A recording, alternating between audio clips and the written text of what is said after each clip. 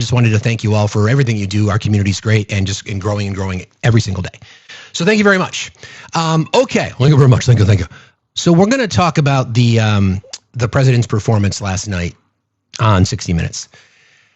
I feel I pulled a lot of the subject matter. Of course, there was a lot to that interview. It's roughly 90 minutes long, they say. They edited it to 60.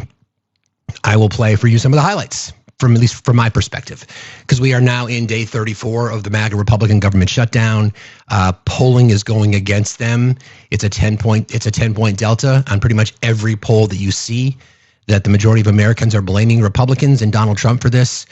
And then if you think about it, the Republicans are literally, or low lights, good call. They are the ones that have shut down the government. I mean, Mike Johnson has the keys to the car, so to speak. Like, I think the literal keys, like the doors are locked. And similarly in the Senate, I mean, John Thune just sent senators home. So this will be the longest, once we get past tomorrow, it'll be the longest government shutdown in American history, and both under the current administration. So we're going to talk about all that. Also, we're going to play a little game. We're going to do the propaganda, disinformation, misinformation quiz. Spend some brain power putting this one together for you guys. I wanted to make them, I did it a couple of three different varieties. So it's like a high school age, like the college age, and then a much more sophisticated version of said test. So I'll be asking you some questions. I'll ask you to determine if it's propaganda, disinformation, or misinformation. The reason I want to talk about it is because, and I did a video on this yesterday when I was out on the walk, there are 2 AI videos that are circulating. Ironically enough, they're black women. And in one, this person again is being interviewed in this video. And in one woman being interviewed says that she sold her EBT card. And the other one was a woman saying that what she's going to do about her snaps because she's got 7 baby daddies. They're both AI. They're both AI. The dangerous part, everybody keep tapping like crazy. We got our little restriction today, but that's fine. The dangerous part is that Fox News contributors, Newsmax, all spread them virally, and they are realistic looking. It's not like the what was it called a few years ago? I forget what it was called when they started deep fakes. When they started with deep fakes, right, a few years ago. They're realistic looking. But again, so the first scenario, this woman basically confessing to a crime. You wouldn't do that in an interview. You wouldn't just stand up there and say, "Oh, by the way, here you go. I'm admitting to a federal crime," because that's a crime. You can't sell your EBT cards and then pocket the money. So we're going to do our little disinformation, propaganda, misinformation game today. Last time I think you all took it. You got like a C-, and if I was grading I graded on a curve. I was generous, because a bunch of y'all brought me some apples, but we'll have to do better. So I think it's necessary to kind of revisit this again. And these are going to be some scenarios. Obviously, there's going to be challenges with everything, and just a discerning eye is required. Okay, and that brings me to what I kind of wanted to start with today. It is challenging. You're right. Oh, thank you. Yes, that's cool. Did I do that right? I think so. Over the weekend, as I'm wont to do, I'll go into right-wing spaces so you don't have to. You're welcome. I was in there with RJ, and there's a few other people. I think Nicholas showed up at one point. Politics of Matt, I think, showed up at one point. The reason that I do that, first of all, one of the reasons that I started getting into TikTok, especially doing lives a while ago, was just because of the amount of disinformation and misinformation that I saw. Initially, I wanted to kind of test out some stand-up comedy, and I thought this is a cool spot to do it. But then I'm like, man, there's a lot of disinformation that is just fucking running around like crazy. I think that's the biggest thing for me. The reason that I continue to try to do this, not only for the things that we stand for, our voter activism, all that kind of stuff, which are incredibly important, and it's become the most important thing that we do, but it's because I'm concerned about our lack of media literacy and how dangerous it is for people to believe these just wanton lies and take it as the truth. Case in point, over the weekend, and I won't mention this person's name, I'm not going to give them any cred, they said that they had evidence that Democrats want to give health insurance to illegals. Her words, not mine. And she cited language in the big, beautiful bill. And I'm thinking to myself, does she understand? I'll say do they understand what they're saying? meaning that a Republican authored bill that only got Republican votes. And by the way, this is a little unknown fact that a lot of people don't talk about. The one big beautiful bill was bipartisan. Against. 3 Republican senators voted against it. Susan Collins, Tom Tillis, Rand Paul. Every Democrat voted against it. 3 Republicans voted against it, which is why J.D. Vance had to break the tie. So it was bipartisan opposed. Okay, just a little unknown fact for our friends on the right. Anyway, this person cited some language that was in the big beautiful bill authored by Republicans that only garnered Republican votes. That was, and I'm going to get into what Movember is in just a second. Let me see if I got that right here. Hang on a second.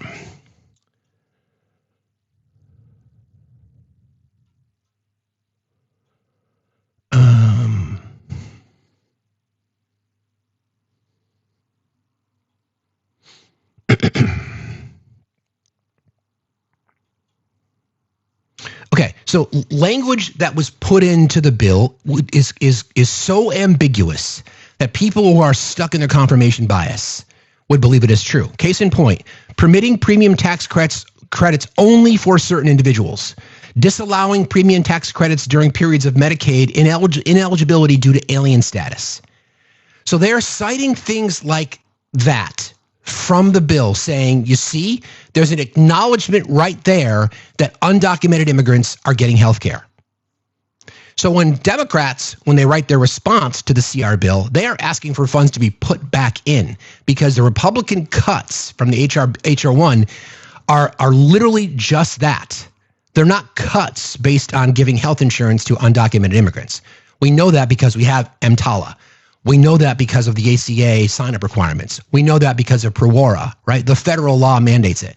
And we were trying to explain that to this person, and they were afraid to address it. And what's even funnier is that there was a follow-up message sent to the host of that live because we had convinced the host, who was oppositionally politically opposed to what RJ and I had to say.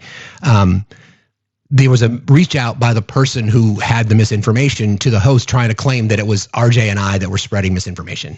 I think it was, again, I'm sharing that with you because that is a really, it's dangerous because someone who takes the words from, and I tried to spin it and said, would you accept a Democrat only bill as the truth? And then they're stuck in a spot because of course they're going to say no, but they don't want to admit it because then that would prove their hypocrisy. So we'll go through that a little bit today when we have our little quiz. I think it's crucial that we do. So speaking of that, we now know that 2 judges have stepped in the Northeast, Rhode Island and Massachusetts, I believe, demanding that the Trump administration pay the SNAP funds because they have the SNAP funds. It's contingency money. It's just like it was the first time. Well, as of today, the longest government shutdown in American history was the last time during the Trump administration. So we know that is a contingency. And what I find hilarious, in a bad way, as we fight over food, is that they're not accepting the decision from the judges and just saying, okay, we can do this, and then sell it as being heroes. Instead, they want to say, I don't know. I know quiz on Monday morning is diabolical. You're right, it is. Exactly, that's why I'm doing it. It'll be a little bit later. Don't worry. Where was I? Oh, the judges basically ruling on this. Okay, the judges ruling on this, and the president says, "Well, we need to check with our legal team." No, the judges have already ruled. So I think the deadline is Wednesday. So again, the Republican government shutdown, they literally closed the government because they're afraid to have votes on it. All right. We know that the bill, the HR1, the big beautiful bill, was bipartisan opposed. So Democrats again are fighting for your health care. We're going to get into some of the sound from we're going to go and get some of the sound from the interview from last night because there's just a lot of just crazy shit in there. But I wanted to kind of just talk about SNAP for a moment because the degradation coming from the right of people that are taking that are on the SNAP program is ridiculous, and it just proves to us every single day that we're right about the analogy that I give you guys about how could there could be 10 people standing in front, 100 people standing in front of people on the left, right? People who believe in food as a human right. and 10 of them, there's 100 people, and 10 of them don't qualify. I would rather feed everyone to make sure that all of them eat. And it's the exact opposite on the right. And we're seeing it every single day. They're trying to make claims that all these people are taking advantage of SNAP. Well, sadly, we have data. So let me pull up the statistics. I've seen this data reported on by this by the GAO, also by the USDA, also by the Health and Human Services. So there's 40, as we know, because this number's been thrown around a lot lately, 42.1 million people on SNAP monthly. It's 12.6% of the U.S. population. Over 70% have jobs. So the argument that people aren't working is just nonsense. We've got the data. Let's see. Excuse me. According to the Center on Budget and Policy, 1.2 million are veterans, which accounts to 8% of the U.S. veteran population. So we've got that, and then we've got this other category. 11% of SNAP recipients were non-elderly individuals with disabilities. So that's like 95% between the people that are working, veterans, and people with disabilities. So once again, here we are. Less than 10%, and even that would be a stretch. Less than 10% of the people that are receiving SNAP, according to their own government data, are either working full-time, are veterans, and or are disabled. And don't forget, kids shouldn't have to be responsible. So families with children are getting screwed in this process. Why the fuck are we fighting about food? Why? Why are we fighting about food? Yeah, foster kids, no doubt. That's what this is about to me. It's why are we fighting about food? The money is there. Don't tell me it's not. The money is absolutely there. They know it. We know it. And they're refusing to do anything about it. And it is diabolical. Let me just make sure I've got all those. Okay, so then it gets worse because, actually, let me do this. I'm sorry, guys. I got to do something. I'll be right back. Hang in there. Don't go away. I'll be right back.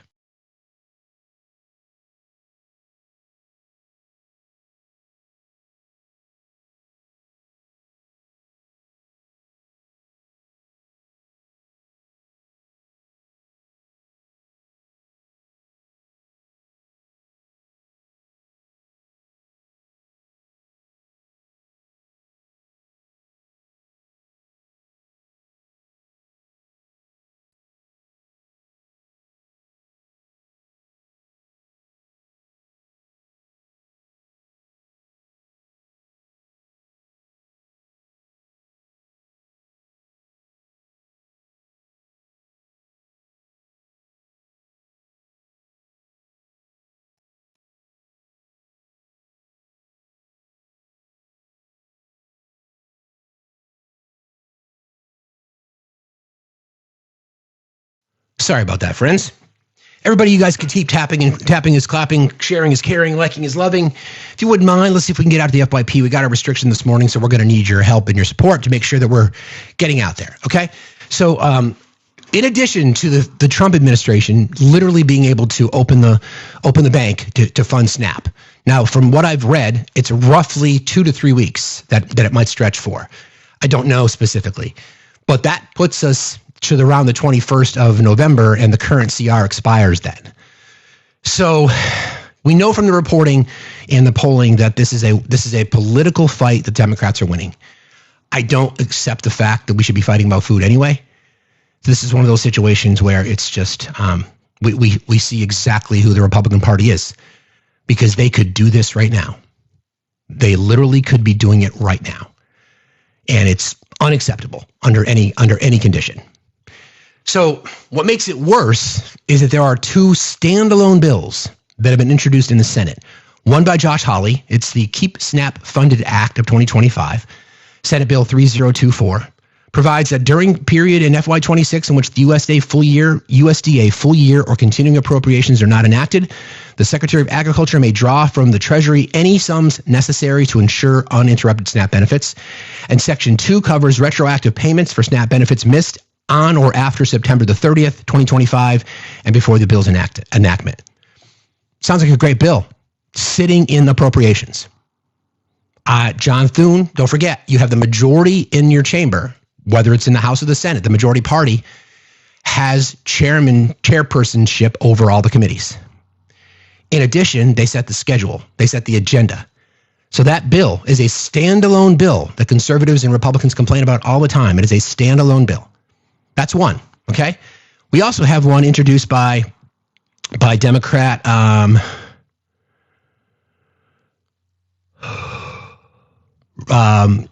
Ray Lujan from New Mexico. It's the Restoring Food Security for American Families and Farmers Act of 2025. It's almost identical to what Josh Hawley proposed. He wanted it introduced via unanimous consent, and John Thune blocked it, which means it's not going to go any further. So those are two examples. Both are introduced one, and the reason that they don't want to vote on them is because they would gain bipartisan support and they would pass. It would go well above 60 because they are standalone bills to fund SNAP. Okay? So here we go. It's three opportunities. One, the Republicans could negotiate. We're going to talk about that in a second. Two, there's one bill from a Republican in the Senate to open it. It's a clean bill. Nothing, no pork, nothing added. And three, a unanimous consent introduction of a bill from Ray Lujan from New Mexico. And in neither of those cases are Republicans willing to do anything about it. Anything about it. And again, I will remind you that the big ugly bill was bipartisan opposed. 3 Republicans and every Democrat voted against it, which is why J.D. Vance had to break the tie. So once again, this is a Republican government shutdown. We're on day 34. Another thing that I don't think people think about enough is, I may have mentioned this last week, I'm not even sure. Why would anybody just bend the knee to whatever the demands are? The intention of the filibuster, if we're talking about that, and I've got an amazing quote from the president overnight last night demanding action from his own party. Again, why would anybody negotiate the terms of a contract after signing the contract? I use a sports analogy. Congratulations to LA Dodgers, by the way. Crazy game. If you pick your favorite athlete, say it's Shohei Ohtani, okay, an absolute freak of like nothing I've ever seen before. Would he sign a contract and then negotiate the terms after? The answer is no. For any of you I work off of contracts. I have contracts with my clients, right? We discuss the terms. We agree to the terms. The contracts are signed. What the Republicans are asking Democrats to do is just sign the deal and we'll negotiate after. Fuck no. Fuck no. Why would anybody do that? If you're the majority party and you want legislation to pass and you need 7 Democrats to vote for it, then how the fuck are you going to do that unless you negotiate? Reminder, what are the Democrats asking for? Extension of the ACA subsidies. Put the money back that you took out for Medicaid, Medicare, and SNAP, because we're feeling the effects of it right now. So I don't it's a no-brainer. It was a no-brainer political win for the Republicans a week into the shutdown. I've talked about this. It would have been a huge win. It would have set them up for the midterms. No doubt about it. Instead, they are upside down now. Big elections tomorrow in Virginia. Our friend Jess Anderson. Jess, if you're out there listening, good luck to you. Hope you nail it down. Governorship in Virginia and in New Jersey. By all accounts, early voting is at record levels. We're starting to see a lot more activity in these off-year elections, so to speak. So we'll see. Tomorrow's a big day. Tomorrow's going to tell people a lot. So if you are in New Jersey or you are in Virginia and you haven't voted, what the hell is wrong with you? Please get out there and do it. Again, I say this because there are so many examples of things that Republicans could have done to end this and won the popular opinion from a who owns the shutdown perspective. If they had done this a week in, like they said, okay, we will be the champions for the American working class. Well, we'll be the champions for the American working class. We believe that we have our policies are what's best for everyone. They could have done it a weekend. Now they're stuck because the entire argument all along has been we need 60 votes. And when the president says this, oh my God, this was 9 hours ago on True Social. I'll do the voice because I know many people like it. Terminate Terminate, there we go. Terminate the filibuster. This is in all caps. Not just for the shutdown, but for everything else. We will get all of our common sense policies approved. Voter ID, anyone? And make America great again. Remember, the Democrats will do it immediately. As soon as they get the chance, our doing it will not give them that chance. Republicans, be tough and smart. The Dems are crazed lunatics. They will not open up our country no matter how many people are irreparably harmed. So, dear leader, sending a signal. This is the second time that he's done that now. The second time. Okay? So I just want to remind folks what Mike Johnson said a little while back. This was after the first time that was coming back from Asia, right? And he rage tweeted overnight and he said, Democrats or Republicans use the nuclear option. Use the nuclear option. And as a reminder for those of you who are just joining us, the nuclear option is something that the majority party can use in the Senate. The idea behind the nuclear option is that someone raises a point of order, it gets voted on, and then you can bypass the filibuster rule and pass policy with a simple majority vote. So that's the deal. So Donald Trump about two weeks, a week and a half ago, rage tweeted overnight, basically demanding Republicans to use the nuclear option, and he's just done it again. And this was Mike Johnson's response a little while ago. This will tell you how heartless they are. Here you go. The president's been very busy. He was in Asia doing all these trade agreements. I've been a little busy, as you know. We haven't spoken since he returned. I sent him a text earlier this morning. I saw that as well. What you're seeing is an expression of the president's anger at the situation. He is as angry as I am and the American people are about this madness. And he just desperately wants the government to be reopened so that all these resources can flow to the people who need it so much. Look, as I've said many times about the filibuster, it's not my call. I don't have a say in this. It's a Senate chamber issue. We don't have that in the House, as you know. But the filibuster has traditionally been viewed as a very important safeguard. If the shoe was on the other foot, I don't think our team would like it. The Democrats, look, they've said what they would do. They would pack the Supreme Court. Okay. They would make Puerto Rico and D.C. states. Okay. They would ban firearms. No, we wouldn't. They would do all sorts of things that would be very harmful for the country. And giving more people the right to vote would be harmful for the country. Balancing out a Supreme Court that is violating the Constitution, in my opinion, those things are harmful. Okay.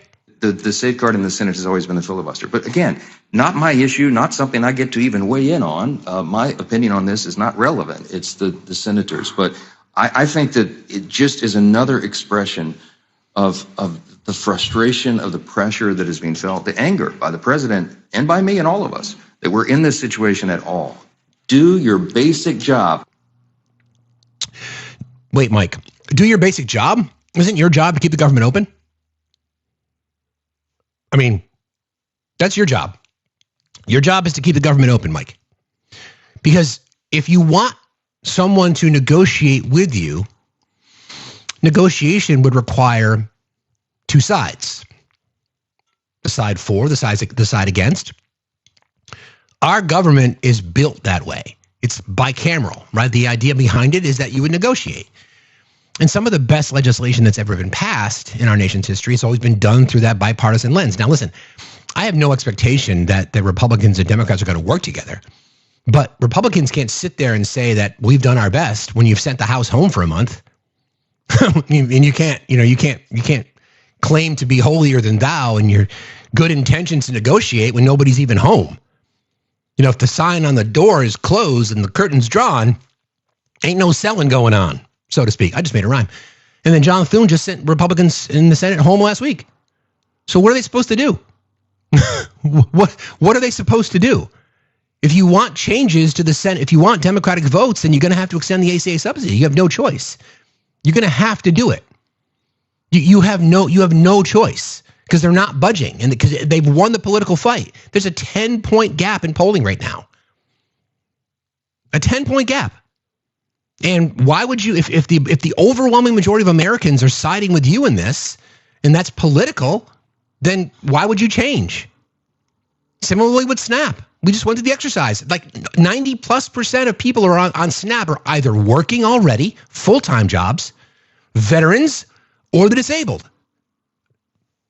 Why would you go back on that? Those are the people that you're protecting.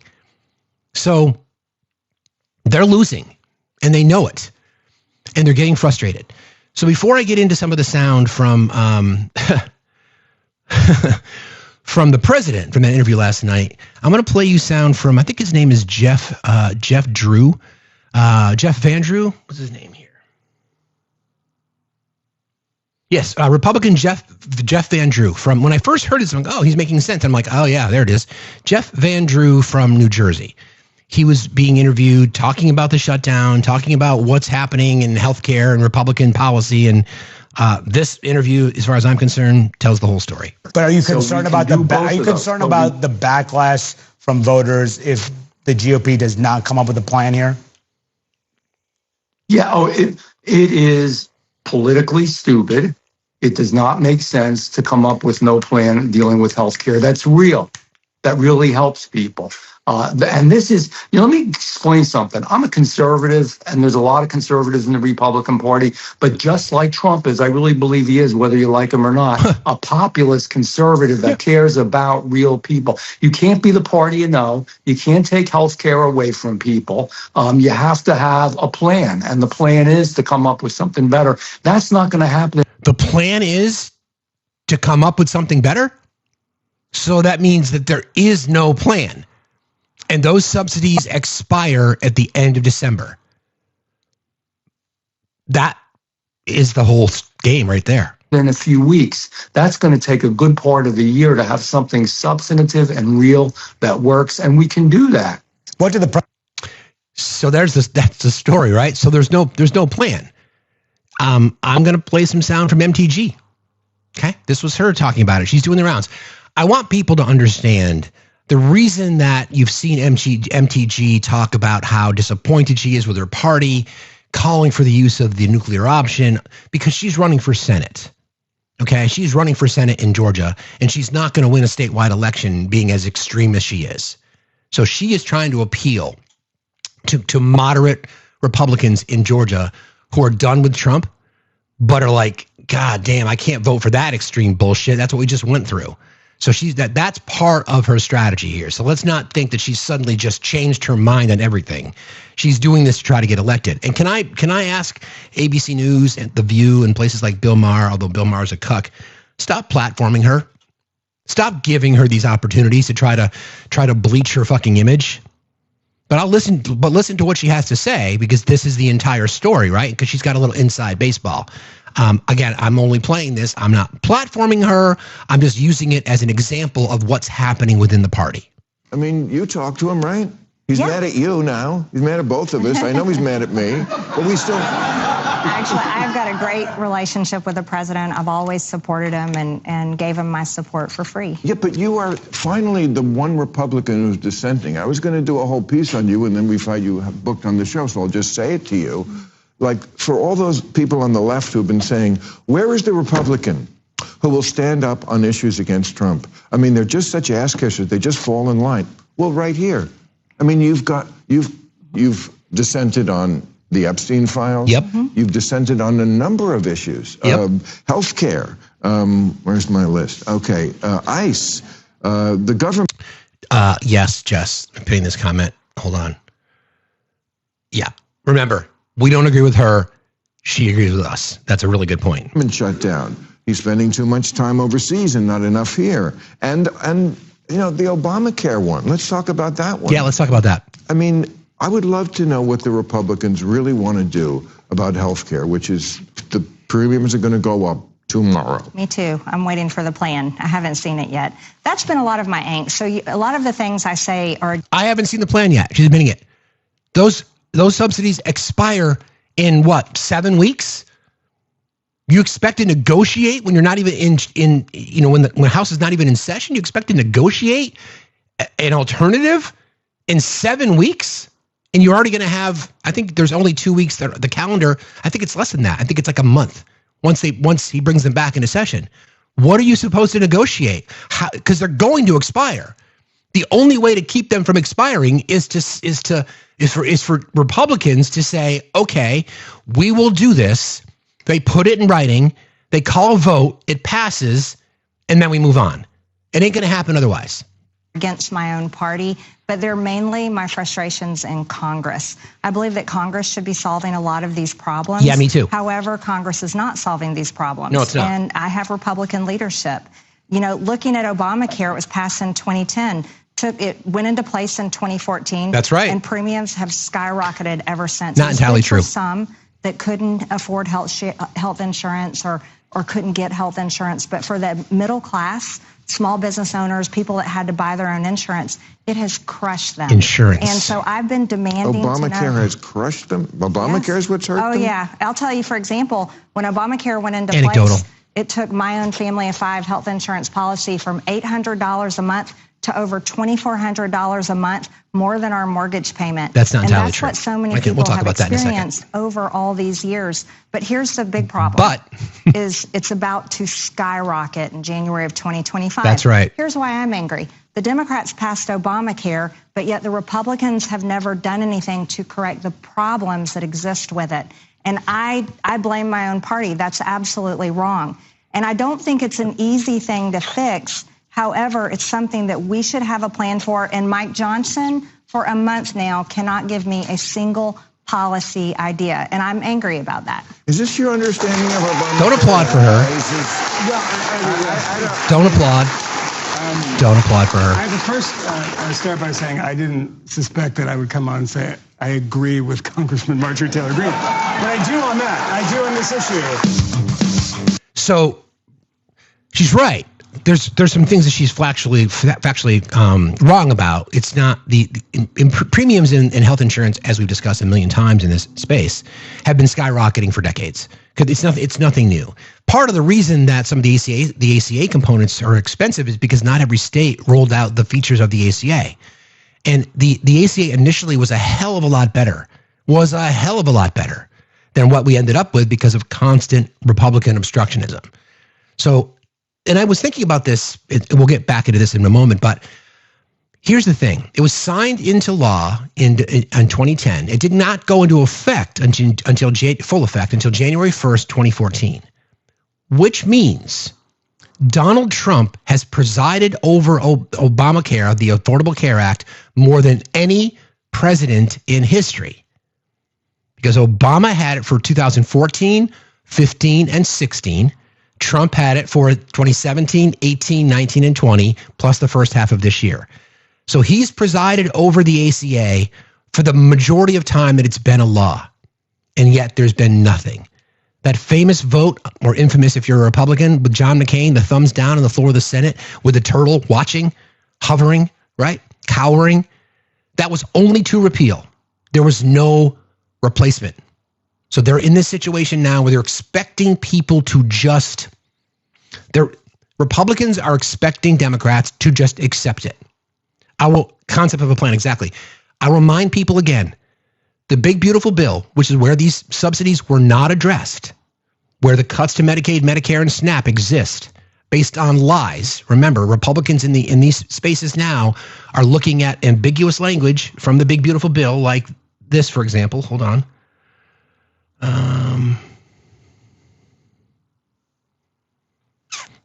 Sure one. Is that the one I want?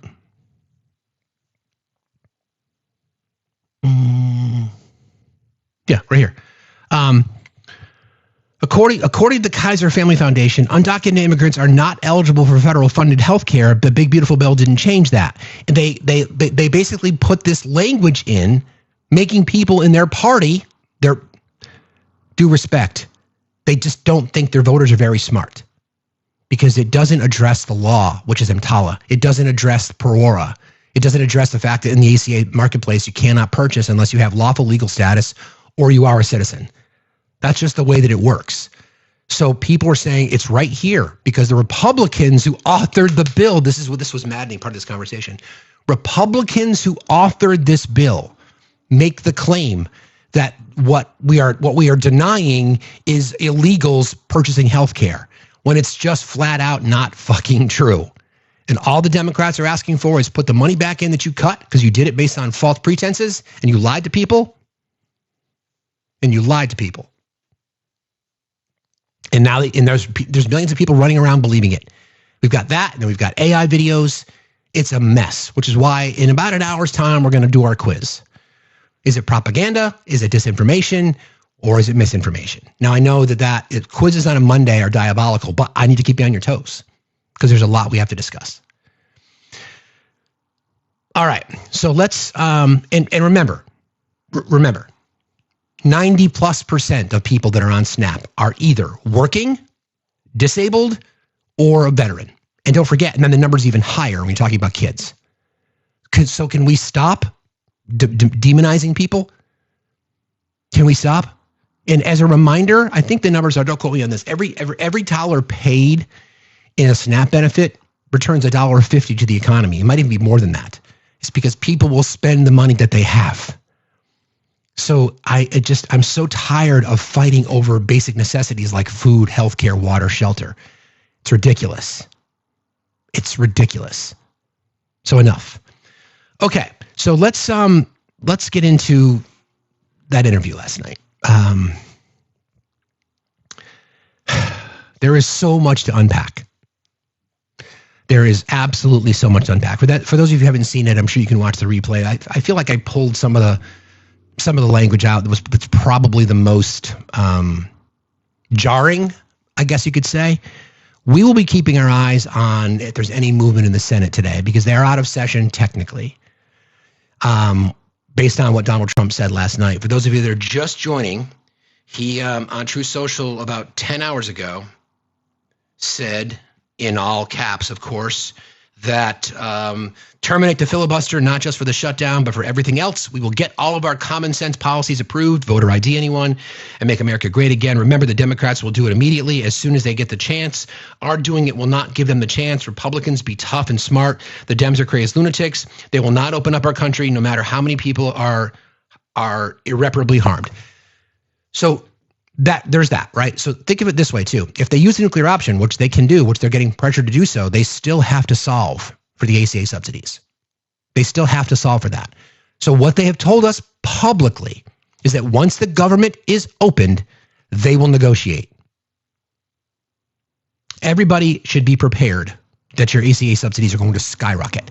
Everybody should be prepared that your cost of healthcare is going to skyrocket. They're already going up an estimated 30%. That's before the subsidy. So if your budget's tight now, even before the subsidy expiring, it's going to go up. So that's what's going to happen. Whether or not, the only way to solve this, and to not have that level of impact is for Republicans to negotiate, for Republicans to say, we will extend the ACA subsidies until a select date. That'll be the only thing. And Democrats have said, okay, put it in writing. We'll go to the press. We'll put it in writing. I mean, I would put it in writing. Say absolutely, we agree. We'll make the change in the continuing resolution. We'll redraft it, and we'll vote on it. And then it's going to have to go back to the House, and they're going to have to vote on it too. It's the only way it's going to work. Because at this point, why would Democrats cave? At this point, right? So that's the only option at this point. That's the only option. And Republicans know it because they still don't have a bill. So I'm going to play a couple of things first before I play some of the interview. So Dr. Oz is doing the rounds. Everybody is in spin control. Dr. Oz, you would think that he would be a better liar than this because this was crazy. He's being asked a question about the subsidies expiring. those tax credits are extended, those subsidies, the average plan will increase for Americans by somewhere around 115%. Do you believe that Congress should extend those subsidies so that most Americans do not receive significant increases in their premiums? Where'd you get that 115% number from? Kaiser Family Foundation. They retracted that. They retracted that. We'll talk about that in 1 second. That data was run inappropriately. They changed the messaging. The data was run inappropriately. They changed the messaging. Okay. I'm going to go back and look at the website. Here's the truth. The window shopping is already revealing that the average American is going to pay who's on the ACA between 100 and 400% of poverty level, is going to pay $50 total next year. That is such fucking bullshit. $50? Dr. Oz, premiums are going up 30% on average across the country for insurance in general. That's before the subsidies. So you didn't even address that. It's going to be $13 more than this year. Hi, my name is Dr. Rubin. Okay, so how do we confirm? So what was that, friends? Was that propaganda, disinformation, or misinformation? Propaganda is just intended to manipulate the mind.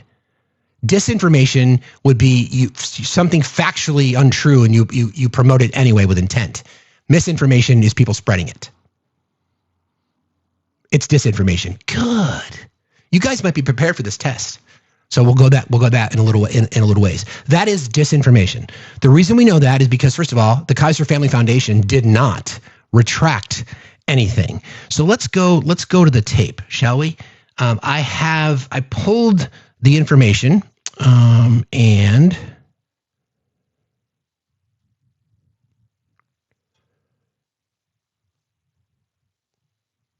hang on 1 second.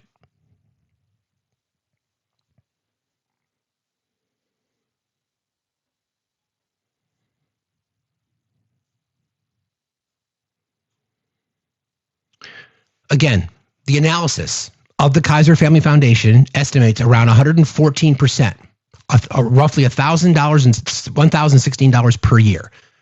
So that reporter asking the question was exactly accurate. There is no retraction. Insurers are already filing rates for 2026, assuming the subsidies will expire. Those filings show premiums increased on average 28%, like I was just saying, around 30%. That's just the premium side. That doesn't take into account the rest. Some individual anecdotes include one enrollee in Utah reported a monthly premium rising from $495 to $2,169. That's roughly mine. That's what I'm expecting. It's pretty close. So how do you stand there, Dr. Oz, and tell people that when it is so easily disproven? Here it is again. Just this to me was just, I'm not even sure. This one was over the top because you're going to tell people that it was just retracted. Those tax credits are just extended, retracted. those subsidies, the average plan will increase for Americans by somewhere around 115%. Do you believe that Congress should extend those subsidies so that most Americans do not receive significant increases in their premiums? Where'd you get that 115% number from? Kaiser Family Foundation. They retracted that. That data was run inappropriately. They changed the messaging on it. Go back and look at the website. Here's the truth. Yeah, okay. The window shopping is already revealing that the average American is going to pay who's on the ACA between 100 and 400% of poverty level, is going to pay $50. Okay, so then explain to me again how an individual in Utah had their monthly premium rise from $495 to $2,169. So stop lying. Okay? Stop lying. People's lives are being impacted, and you're just standing there lying to people. Meanwhile, did you attend the Great Gatsby Halloween party in Mar-a-Lago?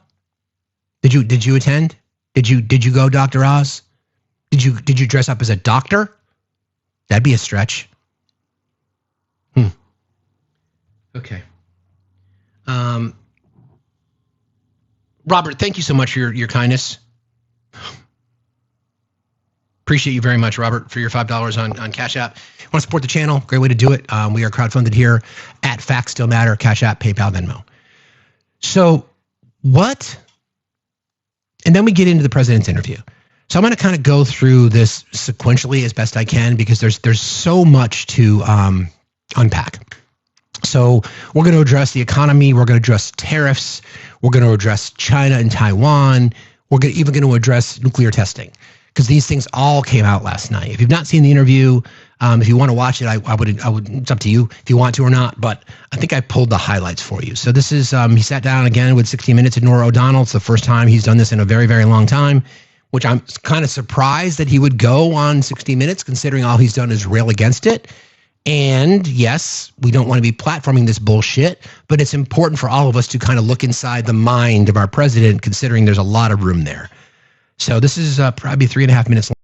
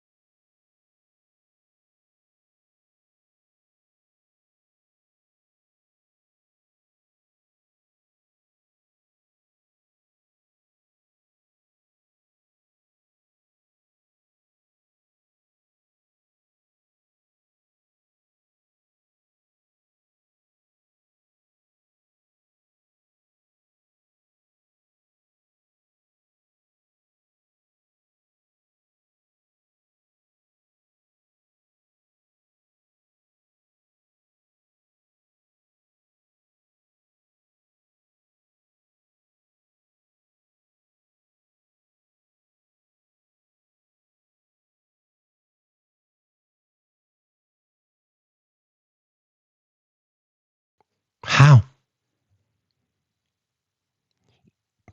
as we've learned, right? As I've learned sort of watching Trump for the past decade, that is a typical tactic that he's used in the past, saying, we'll fix it. And his base has just gotten in line. Oh, he will fix it. Well, where is it? You hear MTG saying, listen, I'm critical of the leader, of the House leader, Speaker Johnson. Not seeing any details of the plan. None. I'm an objective enough voter that if you introduce a healthcare policy that benefits myself and my family, then sign me the fuck up. But instead, you get this. You get that. That is going to be your argument? Really? That's now the plan? Really? You've got less than 2 months to negotiate solving the healthcare crisis for everybody, but 20 plus million Americans first. Because everybody's costs will go up. Everybody's. Healthcare is already going up 30%. That's it. That's the target. So, I mean, they go up every single year. And no, the increased premium cost in healthcare is not solely attributed to the ACA. Okay? It's just not. But again, why do conservative Republicans give a fuck since they support capitalism? Why do they fucking care? When I heard that piece, I'm just thinking, he's always used that script in the past. And it's just not working anymore. People are like, dude, show me a fucking healthcare plan. What's the solution? Where is it? The most diehard, hardcore MAGA, of which there's a lot.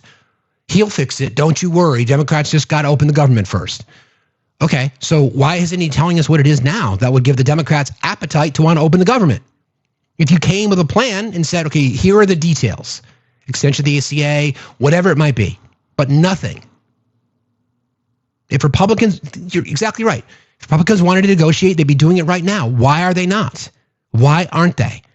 That we can draw our own conclusions, that they're protecting fucking predators. The government is not open. Don't forget, that still exists. Now they're talking about money trails connected to transactions within months, within weeks of, and I'll play that sound for you a little bit later, depending on how far we have, or how much time we have after the quizzes. That still exists. That's still out there. That's not going away. Still out there. It's crazy. Good morning, John. How are you today? I'm doing great. How about yourself? Fine, thank you. What's on your mind? Oh, not much. Just here to defend, Republican values. Republican values? What are those values? Well, a free economy. Let me ask you a question first. Do you think values are subjective? Sure. Okay, so then your values could be different than mine? Absolutely. Does it make your values or my values any better or any worse than the others? Absolutely. There are superior values, yeah. Are they? So are your values more superior than mine? Probably. I mean, I don't really know. What are your values? Well, again, you said values are subjective, right? They are. But there are some values that are better than others, absolutely. Like what? Like give me an example of some value. Some people can value murder. I mean, so who values murder? Murder is universally seen as. Are you trying to get my live taken down? Stop saying that word. Okay. Don't say it again. Understood? You could say it nicely. No, I don't need to. Don't say it again. And are we clear? And that's why my values are better than yours, because you don't value decency. I don't value decency? You don't value decency. And look at your nails. I don't. So you have an issue with my nails? I do. Why are you so insecure? I'm not insecure. You have a problem with my nails? I do. Why are you so insecure? I'm not. You are. You have a problem with my nails. No, you're 60 years old with paint nails. I'm not 60. You look 60. Why are you so insecure? John, what did you have for breakfast today? John, what did you have for breakfast? What'd you have for breakfast? I said, why does it matter? Nobody fucking cares. Can you imagine being that insecure? Can you imagine being that insecure? It's just, to me, like, values. Bro, nail polish triggered you. Wow. How embarrassing. That's just really unfortunate for you, little fella. Wow. But values, right? Conservative Christian, right? You should be demanding that every single child in our country has food. Demanding it. But I bet you don't, right? But instead, you're worried about varnish. I'm not 60, by the way. 58, proudly. But thank you. Appreciate that. Okay, so let's move through the list of things that came up in that conversation last night, because that'd be necessary. I think I'll bring up Kodak. I think I've talked to Kodak before. Good morning, Kodak. How are you? What's going on? Do you have anything intelligent to say? Do you want to argue, or do you want to learn something? I mean, Chuck Schumer Doomer is fucking everything up. Okay, get out of here. You don't want to have a conversation. Good try, though. You can't continue to say that it's the Democrats that have shut down the government. You can't. You're just wrong. Thank you, liberal. Appreciate you. Thank you very much. I appreciate that. Thank you. Thank you very much. Thanks. I appreciate you. Freedom of speech. How are you today? Hey, how you doing, man? I'm good. What's on your mind? Well, I don't know. I hit the join just because I'm on the dark end again. It's Monday. I screwed up by sitting on some lives last night, listening to certain people, and just like that last guest, there's this common thread, like this mouth breather / incel, or you talked about it, the lonely epidemic, whatever that is, the fake. Fake. It's bullshit. It's done in such a way though that, like, I don't know. You can hear the loneliness in that guy's voice, right? The desperation. Oh, yeah. But that's, I don't know. I play a lot of games. I sit in a lot of game chat, like lobbies for certain games. And we're at a point now where that's what we have, is this type of individual who's here. Let's back up. I blame Howard Stern. I love Howard Stern. I love the shock rock. I love that shock value that he brought. But I think we're at a point now where every individual, like that last guest, is in their own heart, without even knowing who Howard Stern is anymore, trying to be this like political Howard Stern for shock value because they have no other attention given to them, right? Agreed. Yeah, incels. Yeah. Yeah. How do you, I mean, so you're on a platform, you deal with it, you've got a microphone, you can mute in and out of that. But in real life, besides just you walk away, what do you do with that? Well, it's an interesting question, because when somebody if you're face to face with someone, you're very less likely to be as much of an asshole as you would be hiding behind a profile picture. Yep. So most of the people who do this they're just like you said, they're there to get to score points or to do whatever else, but most of them won't turn their cameras on. And it's the same group of people that say, you wouldn't say that to my face. I'm like, yeah, I would. We run and hide. They're triggered by nail varnish on men, by the way. It was designed for men. It was designed for men. So it's like, give me a break. The fact that they're triggered by that. But what I'm encountering though is like, so this is what it is now I'm out there. Yeah, just try to land your plane, bro, if you could. I'd appreciate it. So I crossed this guy with a flag that says Trump for King, or TrumpKing.com is his website he's promoting. And like, I tried to have a conversation that was civil, just to understand from one aspect, but we're beyond that now. There is no civil conversation. It didn't last but 5 minutes. And so that's where I'm at now, is the civility is gone. And I'm broken by that. That's all. There was no plan. You're my homie. Hang in there. Yeah. I appreciate that, bud. Got to hang in there, because like I said, we always talk about doing something. We got to hang in there. We have to lean in harder by sharing positive messaging, by showing up for community members that don't know you. We just got to lean in. So keep the faith. You're on this journey. Just hang in there. Okay. Thanks a lot for being here. Appreciate it. Later. See you later. Yeah. So yeah, find it funny that people would be so just angry about all that kind of shit, or just so triggered by freaking nail varnish. It's just such a wild thing. But Cookie's mom, how are you today? Hello, Cookie's mom, how are you? Okay. All right, I'm going to bring up Blue. We'll get our weekly sort of summarized immigration update. Good morning, Blue. How are you? Good morning. I am doing well. How are you doing today? I'm good, man. I'm good. Go ahead if you want to break us down. I got to just got to run and do something real quick. But go ahead. Sure. Break it down for us, brother. Sure thing. So the refugee ceiling has been cut to a record low, prioritizing Afrikaners. The administration is gutting the U.S. refugee program, slashing the admission cap to a historic low of 7,500, even as global resettlement needs are at a record high. Instead of prioritizing the most vulnerable, like women at risk, survivors of torture, or families needing reunification, the policy blatantly prioritizes white South Africans. This move ignores humanitarian principles, turning a program meant for protection into a political race-based test, all while skipping the legally required consultations with Congress. This is the lowest ceiling since 1980. The previous ceiling was between 100,000 and 125,000. USCIS is moving to electronic-only payments for paper filings.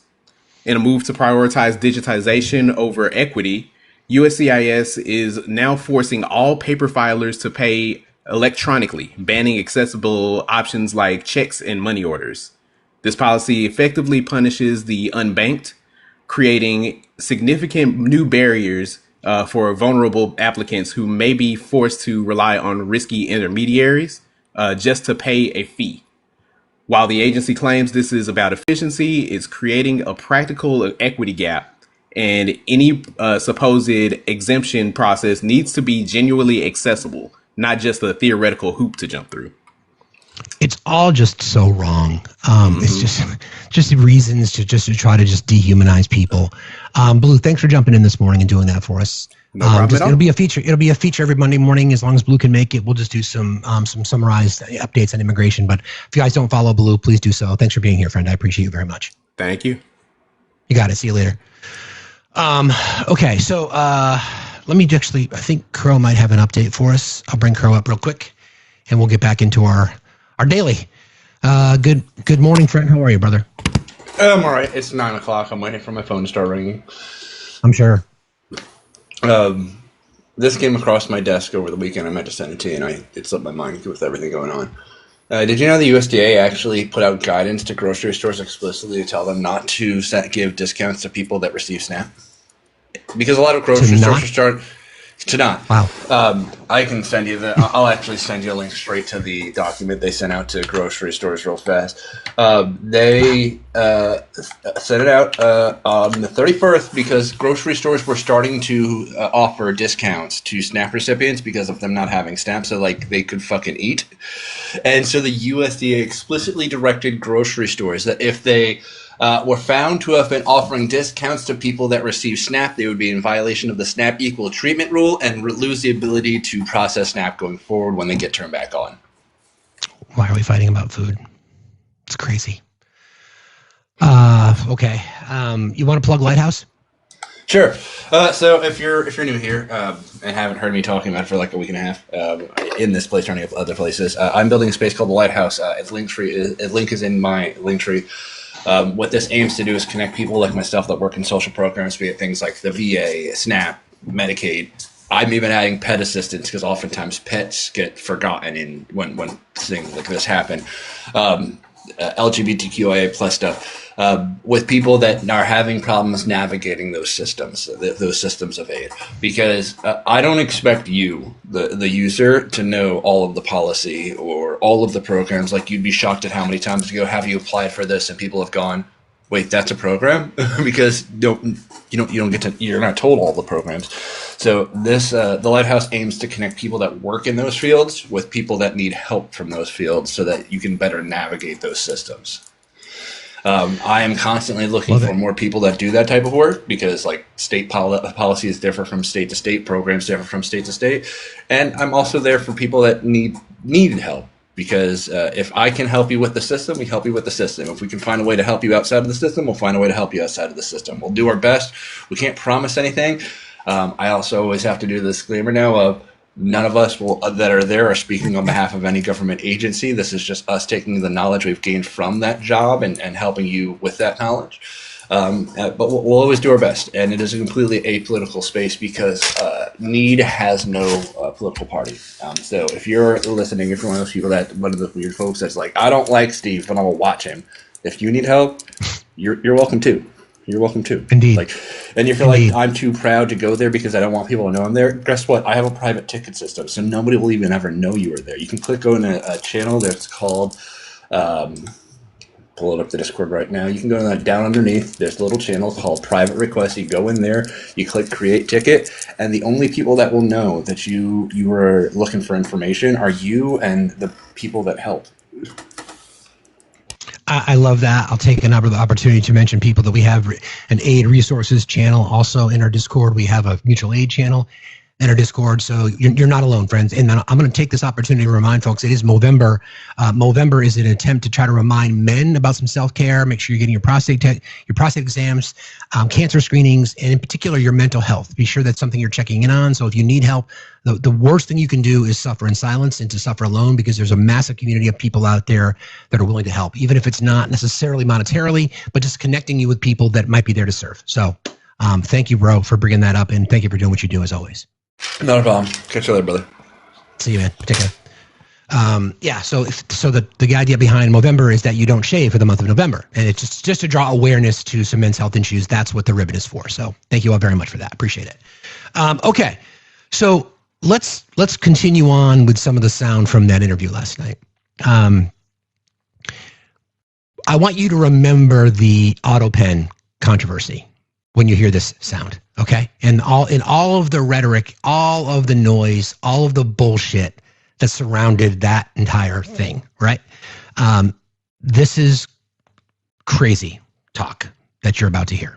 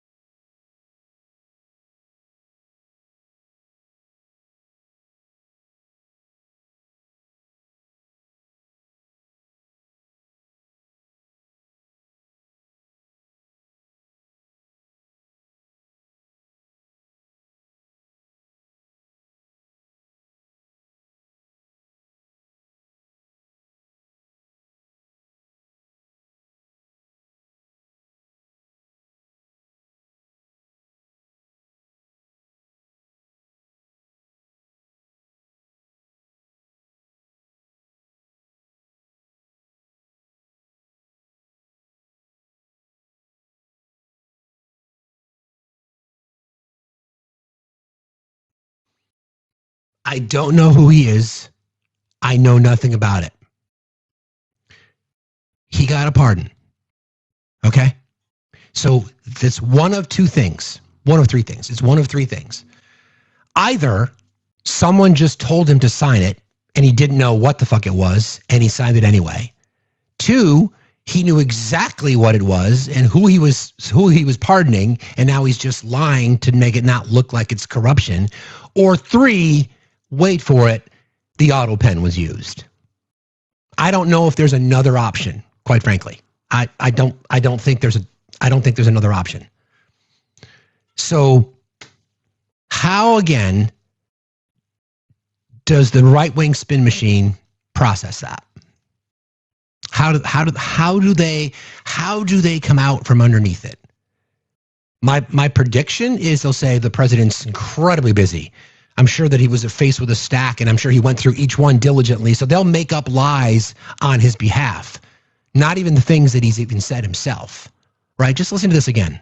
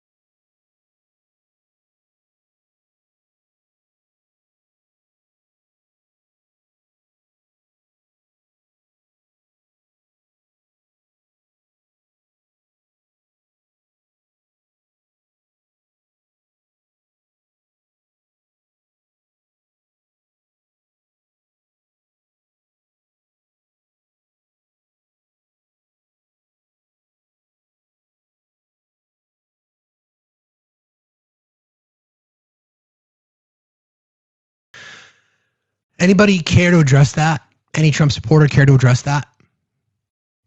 So what is it that he was aware, that he forgot, he wasn't aware, and somebody signed it for him, or the auto pen was literally used? Which is it? They're not going to discuss this publicly. They are going to try to run from that story as quickly as they possibly can, because it is fucking it's the bombshell, right? It's the bombshell. I don't know. I know nothing about it. Don't know what it is. I know nothing about it. By the way, friends, wanted to mention this. There's a brand new item in our merch store. It's like I love dogs and maybe 3 people. If you want to get that one, you can go pick that up in the merch store. I just think that's a really wild statement. And listen, I have this theory. Okay. It's my theory and my theory alone. I truly believe that there are people in his government that want him out. And the more and more that these things happen, the more horrible he looks. I think he was a means to an end. I think they used him to garner the support of his community so they can continue to reshape America like a Christian nationalist state. I think they used him to do that. I don't think they want him there, which is why I still think the 25th Amendment is something that's on the radar. I'm still not ruling it out. I made the prediction by the end of the year. Right? Yeah, be the person your dog thinks you are. Exactly. So, because why would he do that interview? Why? There's nothing to gain from doing that interview. So his communications teams and his press secretary are just like, oh yeah, this would be a great idea. Norah O'Donnell's a good interviewer. Like, why would you do it? You just created this just nonsense around your healthcare plan that doesn't exist. This nonsense around, you didn't know the guy that you pardoned that was directly involved for the growth of your son's crypto business. Also, the platform Binance that this guy created was moving money based on the age group, also moving money to cover up trafficking of young children. Why would you do that interview unless there was a bigger, more things afoot, as they say? We have more. From that interview. I'm going to play this. We'll take a little pivot from that. Again, MTG is part of that same interview, right, with Bill Maher, that same appearance. They were talking about some recent reporting about senior cabinet members moving to military bases. Now, why the fuck would they be doing that, right? And then MTG's asked the question. Administration are now living on a military base. What? You didn't know this? No. Oh, yeah.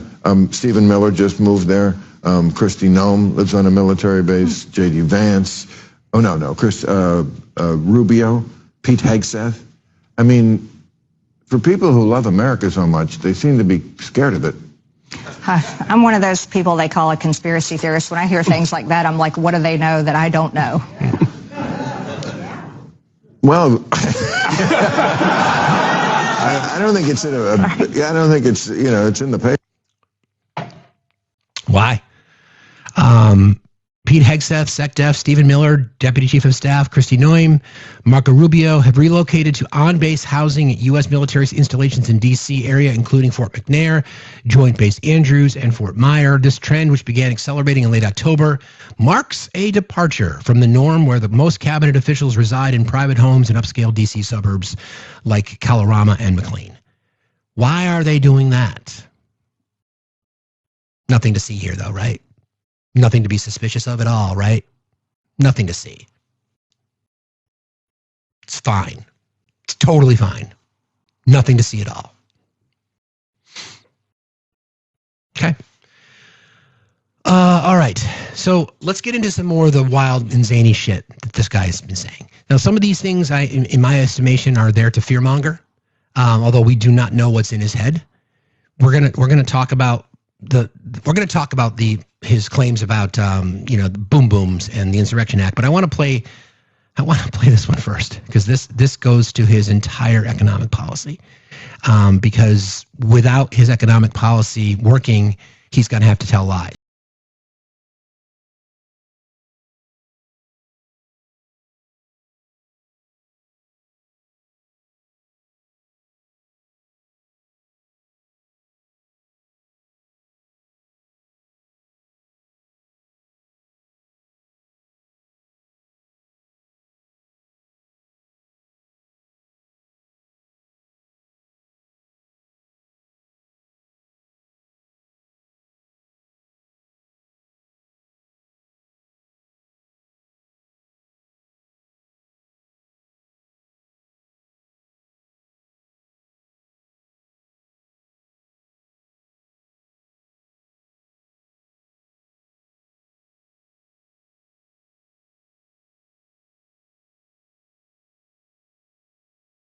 You think that's the most important case discussed by the Supreme Court in 100 years? Not civil rights. No, not that.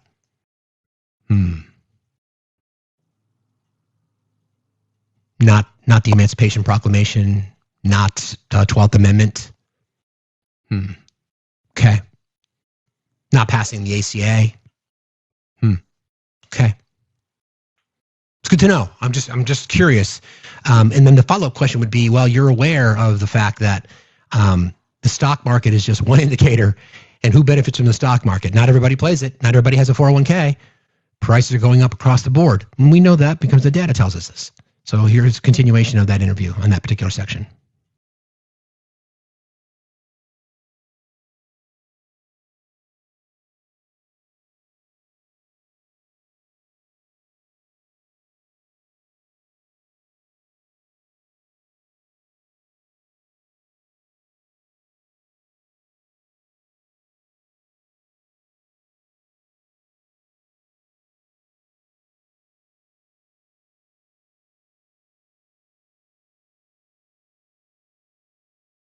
Okay.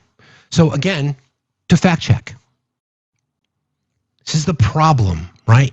Because people that are in the cult will hear his statement and they'll say, I watched Trump last night on 60 Minutes and he told me that the prices for everything are coming down, except for beef. This is the whole confirmation bias. I'm only going to seek out things that support my narrative. The cognitive dissonance behind all this bullshit. Because we flat out know we've got the CPI. We can talk about it, right? Consumer prices rose 0.3% in September. That is from the Bureau of Labor. 12-month basis, the headline rate was 3%, which means inflation rate is 3%. It's up 0.6% since he took office in January. Again, according to the Bureau of Labor. Reminder, Bureau of Labor's stats came out. Trump didn't like him. He fired Erica McIntyre, Replace them with a loyalist, and the numbers are still shitty. Food prices, 0.2% up in September. 3.1% increase year over year. Energy, plus 1.5%, up plus 1.5% for the month, up 3% for the past year. Shelter index, which would be rents, up 0.2%. Airline fees rose 3%, in addition to 5.9% in August. So airline prices are up nearly 8%. I'm sorry, nearly 9% since August. Motor vehicle insurance index is the only thing that really fell. So you're going to sit there and just lie to your voters, and they're going to believe it. And you're going to pivot to the stock market. Who does the stock market benefit, friends? When the market dips, who's there to pick up the scraps? Who's there? Don't forget about the pay-to-play scheme that we just went through with CZ from Binance. Don't forget about the people that are on the guest list for the ballroom. And people are starving. I mean, why the fuck are we fighting about food when all this shit is happening right in front of the noses of the people who claim that he is their economic champion? What? What? How is that okay? How is that okay with the fiscal conservatives of the world? The argument is what? Up is down, down is up. Just the lies that he just told. Where is it?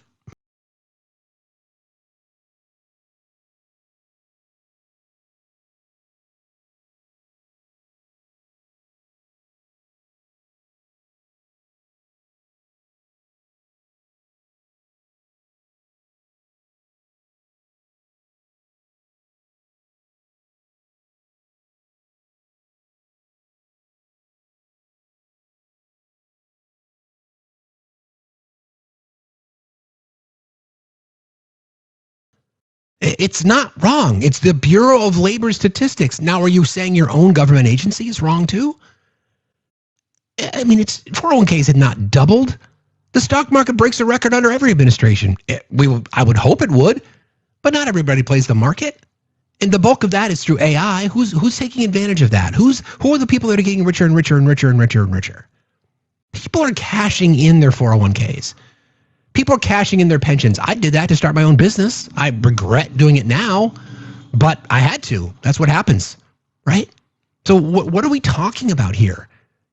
You're literally just gonna lie to people? Because, friends, he knows his voters will not look it up. He just knows. Because they won't. Because they won't. And we've seen it time and time and time again. Yes, sir. I just want to give you a quick update. I mentioned I was having problems getting the website up for the Lighthouse. It is now up. You can now go to needhasnoparty.org. Anybody that easy way for anybody that's like, I would like to share this with somebody outside of TikTok that doesn't have access to the Birds link tree. Needhasnoparty.org. That is the website. Message me that URL and I'll put it in my link tree too. I already did. Already in your DMs, along with the USDA memo. I appreciate you, man. Talk to you later. Take care. So once again, like what are we going to do? We've talked about this before, right? His voters will drive to the grocery store and they'll compare prices from last year to this year and they'll figure out a way to try to blame Joe Biden. At what point do you stop blaming Joe Biden? At what point is it the Trump economy? Remember this famous statement? Hold on. Where is it? Do I have that one still? I might even have that one anymore.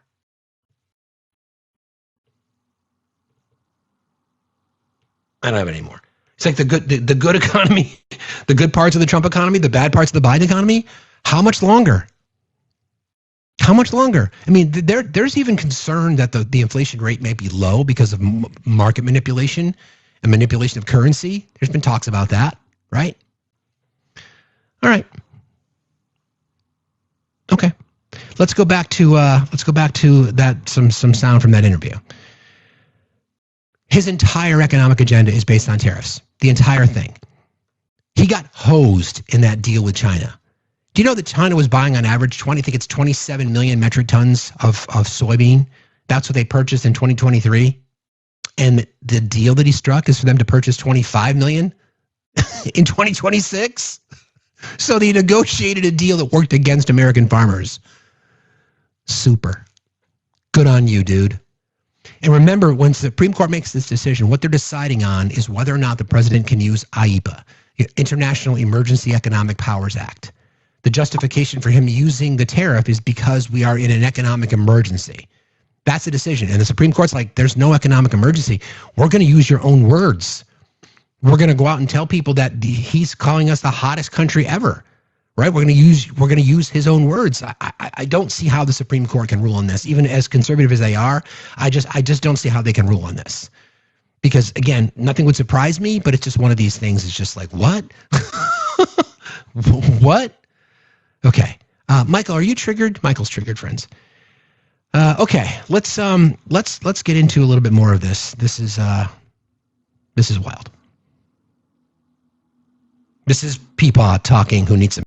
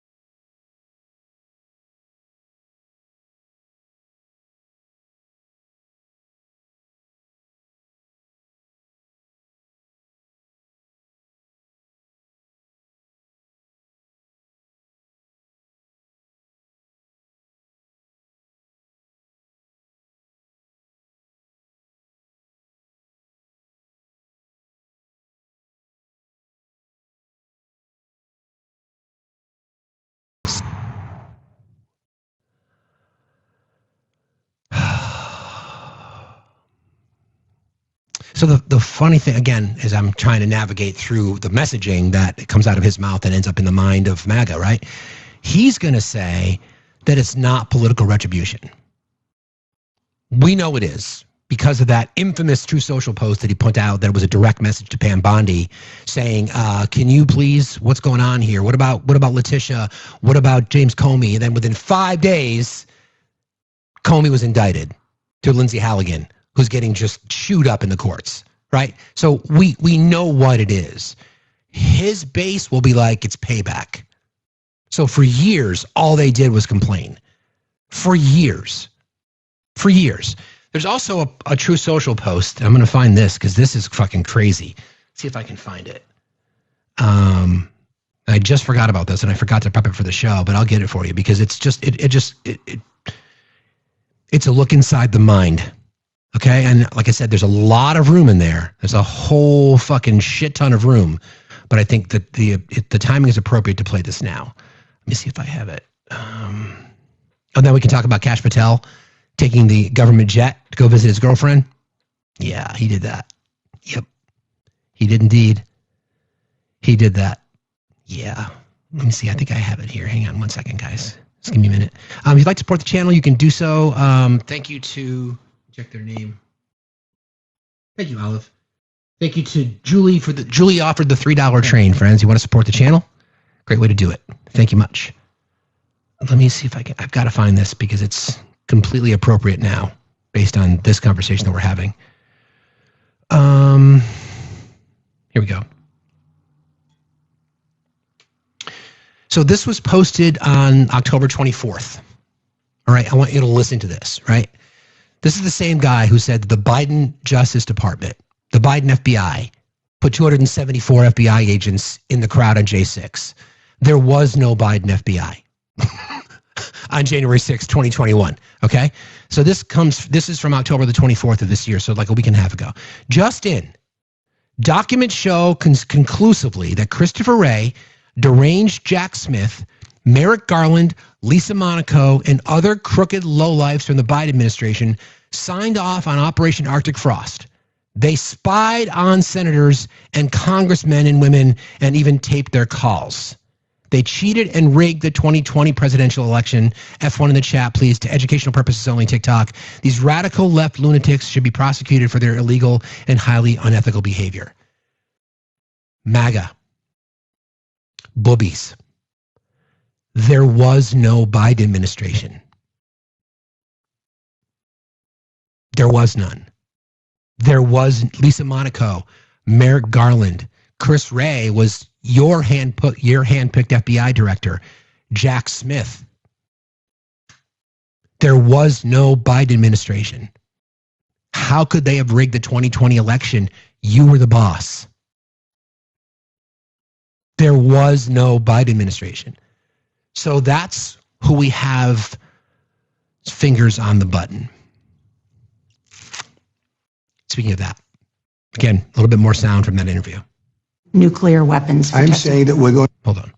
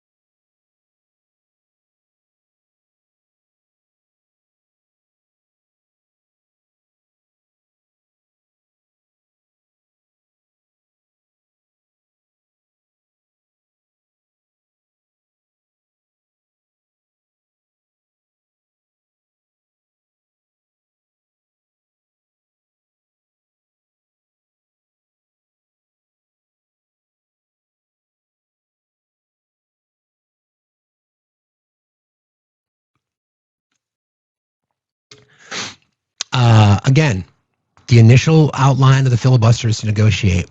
The party in charge, the party that runs Washington, the party that is in control of government, is the Republican Party. They have the majority in the Senate. They have the majority in the House. If you want cooperation, like he just said, he needs Democrats. Well, then you've got to offer something. The bipartisan opposition to the big, beautiful bill, 3 Republicans jumped ship. Tom Tillis, Rand Paul, and Susan Collins. Remember that whole situation with Joni Ernst, I think, when she said everybody's going to die? People are going to lose their health care? It's an acknowledgement that people are going to lose their health care. We've already done the breakdown. Less than 5% fraud rate, Medicaid, Medicare. We know what the laws are. EMTALA guarantees that only citizens and or people who are of lawful legal status in our country can use the programs. What states do with their own surplus is up to them. They can't use federal dollars to reimburse hospitals. It's been proven. We know it. Okay? Emergency care is different. We get it. We all know the facts. Stop lying to your people. This is healthcare. 2,100 people in here, friends. Can we see if we can get the likes up to 400K? I'd appreciate it. Let me just real quick. Let me thank thank you to thank you, Charles. Appreciate you very much. Thank you for doing the great work in informing Americans. I do my best every day. I couldn't do it without my amazing mod team. So thank you all. Hearts in the chat for our mods. Thank you, guys. So, what do we know? We know that the majority of people in Congress voted against the big, beautiful bill. I mean, from a bipartisan perspective. It passed through reconciliation with a simple majority. And Donald Trump just last night, so this was after the 60 Minutes interview, basically saying we have to have Democrats to reopen the government, right? Just last night, in all caps, terminate the filibuster. This is from DJT 11 hours ago. Terminate the filibuster, not just for the shutdown, but for everything else. We will get all of our common sense policies approved, voter ID anyone, and make America great again. Remember, the Democrats will do it immediately as soon as they get the chance. Our doing it will not give them a chance. Republicans, be tough and smart. The Dems are crazed lunatics. They will not open up our country no matter how many people are irreparably harmed. So, balls in your court, Republicans. You've had this power all along. I will remind you, friends, whether the CR gets signed or not, because all the CR is just a continuation of spending, but it's not clean. The appropriations stuff has still got to get done. And at this point, it only extends, this CR only goes for another 19 days, 18 days, because it expires on the yeah, I think it's 18. I think it expires on the 21st, like 18 days. So, once again, why are we fighting about food? There are 2 bills in the Senate currently. One authored by Josh Hawley, one authored by Ray Lujan, a Republican and a Democrat. They're both the same. Just have a Republican version and a Democrat version. Put the money back in that you cut, extend the subsidies, and we can move on. Actually, this wasn't for Medicare. This is for SNAP. Just let's fund it. You've got a contingency. Let's fund it. Let's agree that we're going to fund SNAP. And Republicans have said no. It's sitting in committee, chaired by Republicans, and John Thune stepped in and denied unanimous consent on the Democrat bill. Enough. Subsidies are expiring because Republicans did not put the extension in the big, beautiful bill. Something the Democrats had asked for. Put it in there. But they said no. So they are required to negotiate. And they're just not doing it. It's disgusting. Okay. Anybody in the box? No. All right. What I think I'd like to do is I think we're going to play our game. Do I have everything that I need to know? If I played all this sound for you guys, I think I have from that interview. It's fucking wild. Well, let's do one more. This one is pretty wild. I don't think I played the one for China yet. No, I did. This one addresses Bibi Netanyahu. This is going to make you angry. Well, they all do, but here you go.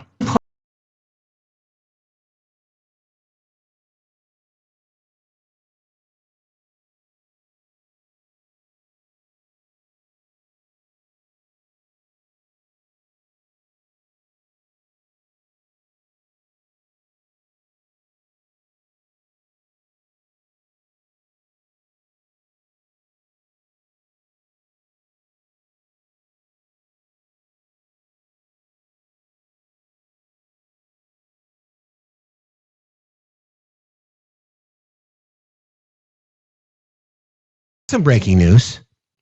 He's under trial for some things, and I don't think they treat him very well. You know, we'll be involved in that to help him out a little bit because I think it's very unfair. Does that sound familiar? He's a war criminal by The Hague. So think about the company that you keep, sir.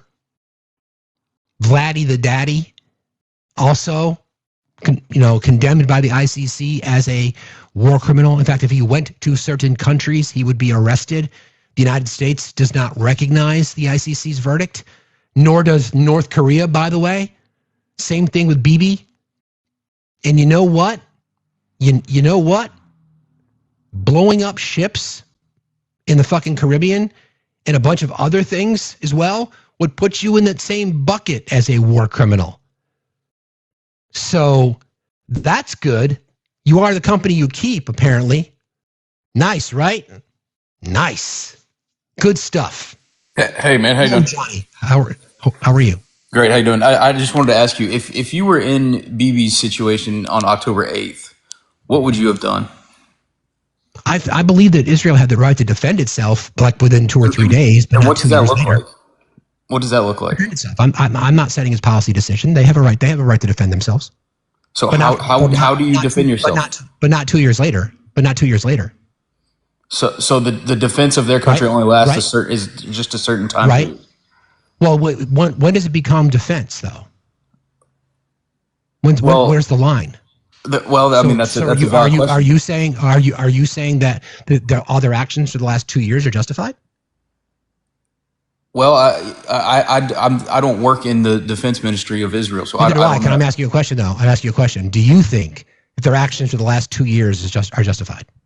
If all of those actions have been to eliminate Hamas, then yes. Okay, so the innocent lives being lost, you're okay with that? Children? No. Look, that's a part of if October 7th never happened. Johnny, listen. Yeah. It's a simple question, okay? I asked you about justification, and you know that thousands of children, women, have lost their lives, right? Absolutely. You're aware of that, right? Yes. So is that justified? In the pursuit of eliminating terrorism during a war, yes. Cool. Get the fuck out of here.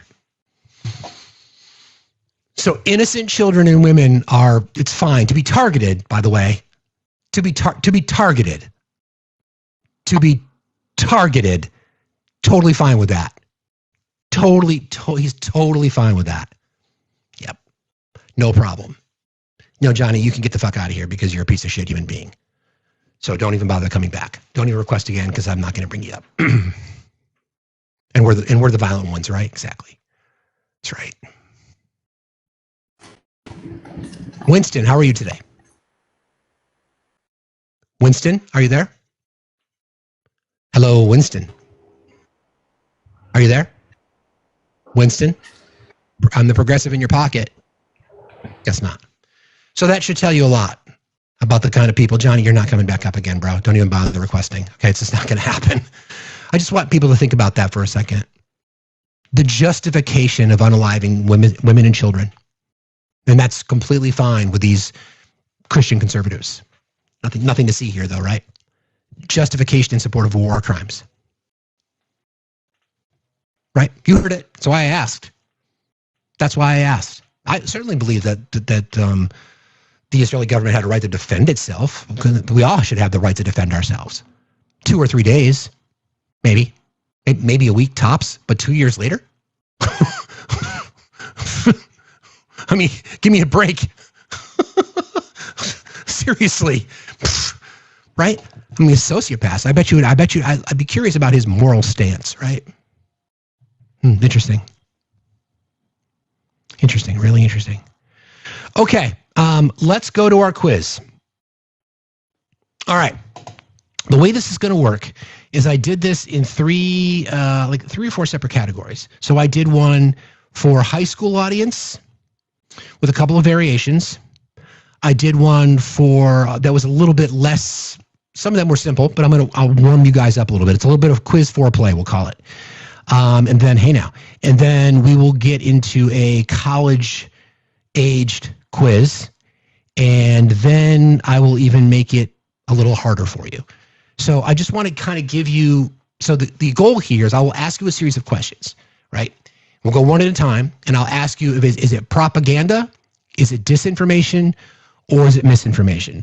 So the definitions, all right, here they are. Propaganda, persuasive or biased information used to shape opinions or behaviors, often emotional and one-sided, but not always false. It's intended to manipulate and or influence. An example, a government video showing only happy citizens to promote national pride. Okay?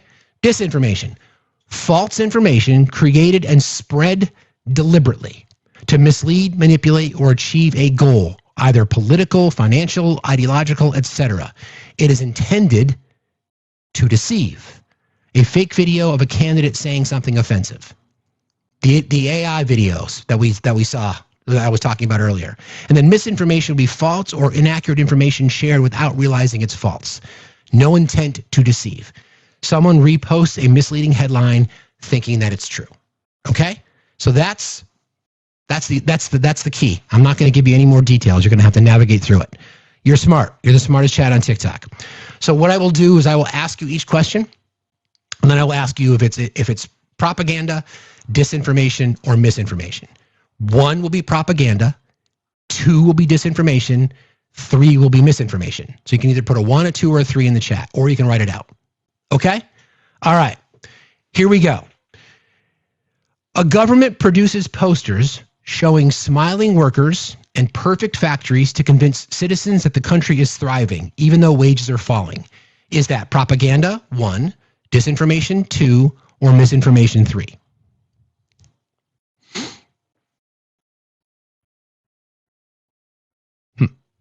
Okay. For those of you who said propaganda, you are correct. Question number 2.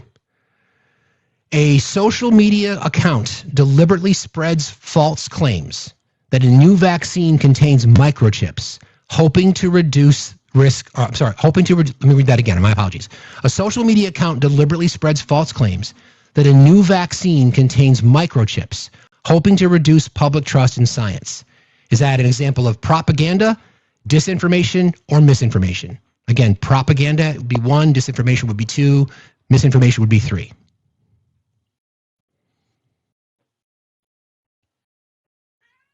See a lot of variety of information.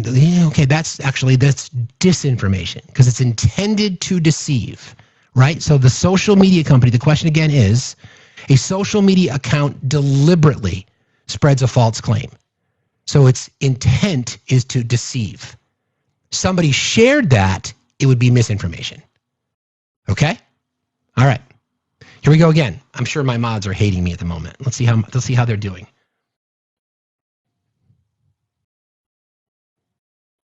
Maybe not. Okay. It's early.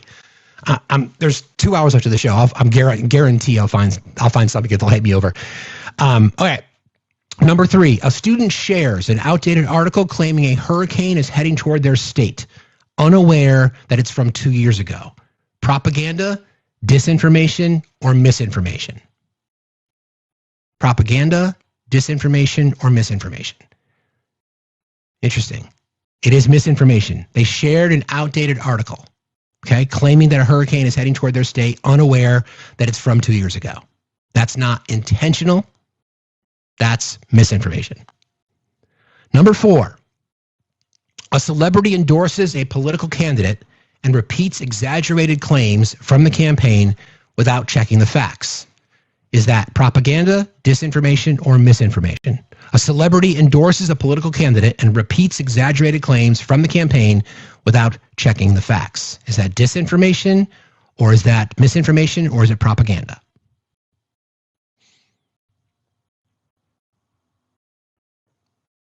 Misinformation. Misinformation, right? Okay. So the question is, a celebrity endorses a political candidate and repeats exaggerated claims from the campaign without checking the facts. That's miss. It's their fault for not confirming, but it's misinformation. It's not easy, right? It's not easy. That's the reason I'm doing this exercise. I'm hoping to encourage your brains to think. Think about what it is, right? If it's intentional to deceive, that would be disinformation. If you are sharing said disinformation, that becomes misinformation because you may not have intended to do so. And then the propaganda, like for example, last week when we showed, I'll bring it up. Remember when I showed these pictures? Remember when we went through this last week? This stuff? These are the Department of Labor's advertisements. This is propaganda. Okay, this is propaganda. It's intended to elicit an emotional response. This is bona fide, full-on propaganda. Okay? All right. So, minus the last time. I'm keeping score. Don't you worry. Okay, number 5. A political party runs ads that show only the worst moments of its opponent's rallies to create fear and anger in voters. Is that propaganda, disinformation, or misinformation? A political party runs ads that show only the worst moments of its opponent's rallies to create fear and anger in voters. Is that propaganda, misinformation, or disinformation? It's propaganda. Yep, that's propaganda. Right? What's the intention again? Persuasion or manipulation? That's what they're attempting to try to do. Okay, number 6. It's not easy. I told you, it's not easy. I'm trained in media literacy, and this is something I talk about with my clients. And these things are still I've got a couple of things that I always look for, right? So somebody who's been kind of studying it for a while, it might be a little bit easier for me, but for the layman, it's not easy. It is hard. You're right. Okay, number 6. A fake news website creates a story saying an opposing country's leader has passed away, knowing it's false to cause confusion. Propaganda, disinformation, or misinformation? Propaganda, disinformation, or misinformation? Disinformation. Good. Most of you got that one right. Number 7, a friend shares a meme with the wrong statistics about unemployment, not realizing the numbers were made up by someone else online. A friend shares a meme with the wrong stats about unemployment, not realizing the numbers were made up by someone else. Propaganda, disinformation, or misinformation? That's misinformation. You guys got that one. Good. Number 8, a company sponsors an online campaign that shows only glowing reviews of its new product and hides all negative ones to shape opinion. What's that one? A company sponsors an online campaign that shows only glowing reviews of its new product and hides all negative ones to shape opinion.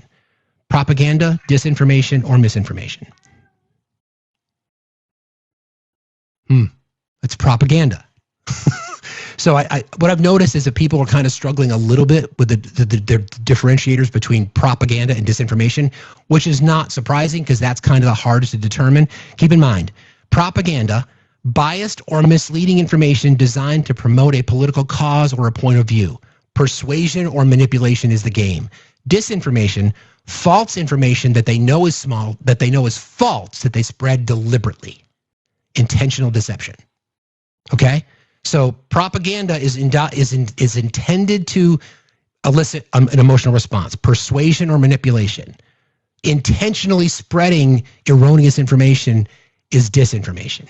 So when we listened to Donald Trump speak a little while ago, and I played that sound for you regarding healthcare, there's a lot of propaganda. He covers all three, because, well, so many examples, but he's about propaganda and disinformation, right? Okay, all right, a couple more.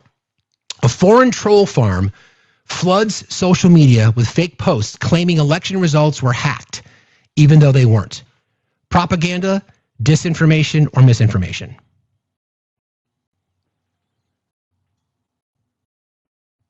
Interesting. Yeah, it's the same struggle. So that's disinformation, right? They know it's not true. They're spreading it. They know it's not true. Propaganda, again, is just an emotional thing. It's an emotional reaction. I'm trying to get you to emotionally react to something. Disinformation is taking information that we know is not true and then spreading it by intent. Okay? All right. Number 10 in this category. Remember, this test was for high school aged audiences. Okay? Number 10. A teenager tweets a rumor they overheard at school about a teacher being fired. It turns out to be false, but they thought it was true. Prop, dis, or miss? Prop, dis, or miss? Miss. Okay, so that's our first round. I'm going to have to say it's a C. I'm going to give you guys a C. So you've got a lot of room to grow. All right. Let's move into a different category. Let's see if we can get them a little bit harder. Okay, again. Propaganda, information meant to influence beliefs or behavior, to manipulate. Disinformation, intentionally false of sharing information. And then misinformation is false or misleading information that by someone else, spread by someone else who they believe is true. Okay? Think about the situation with Abrego Garcia and that famous interview, right? Where Mr. Trump had that picture of Mr. Abrego Garcia's knuckles that had MS-13 on it. And he kept trying to say to Terry Moran that this is real. This is a picture. So the question we have to ask ourselves, did he really believe that? If he really believed it, then he is spreading misinformation. If he knew it wasn't true, then it would be disinformation. We can use the results of the 2020 election as a perfect example, right?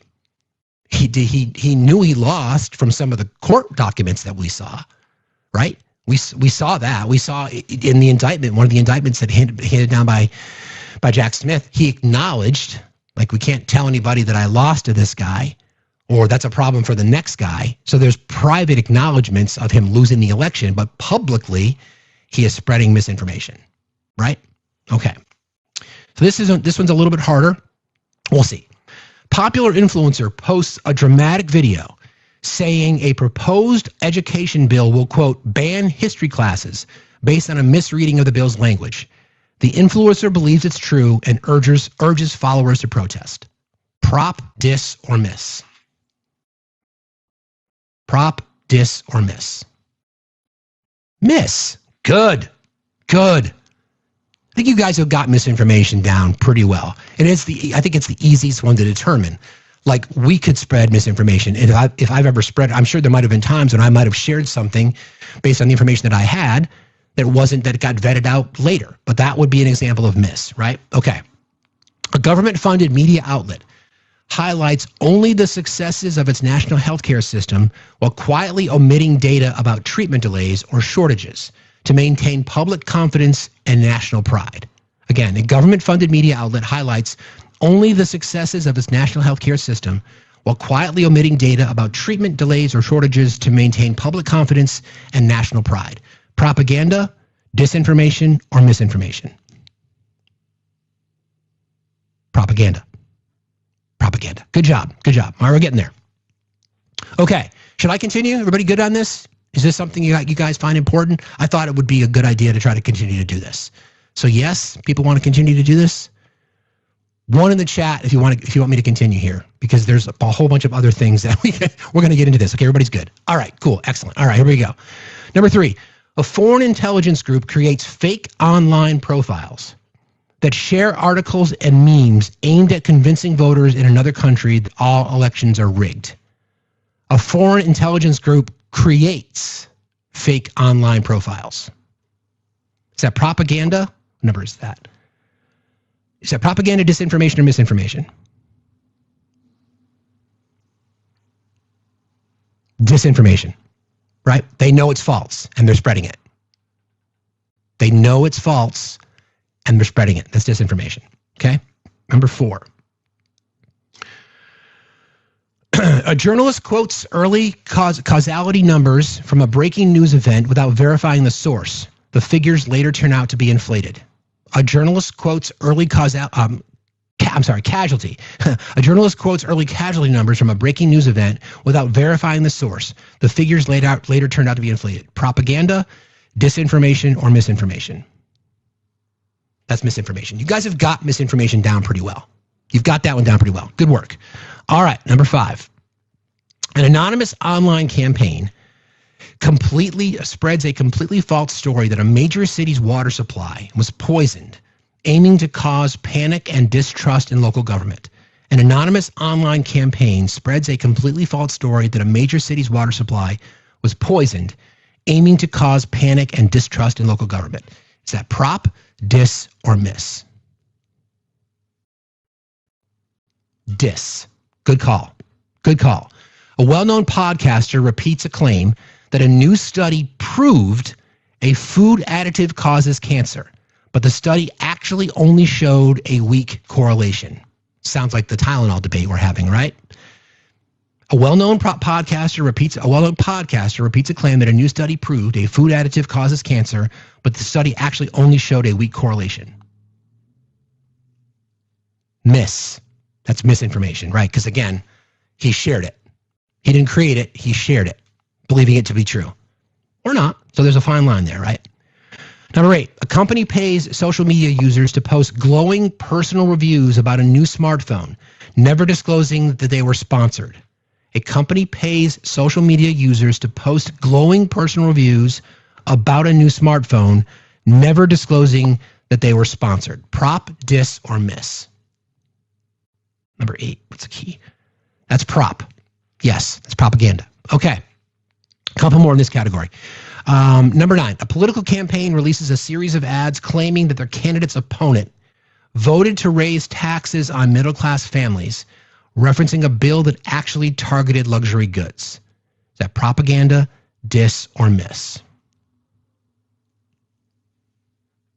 That's diss. Nice. That's diss. And the last one in this category. During an international crisis, one nation floods social media with photos of enemy attacks that were actually taken years earlier in another region. The goal is to justify retaliation. Propaganda, disinformation, or misinformation?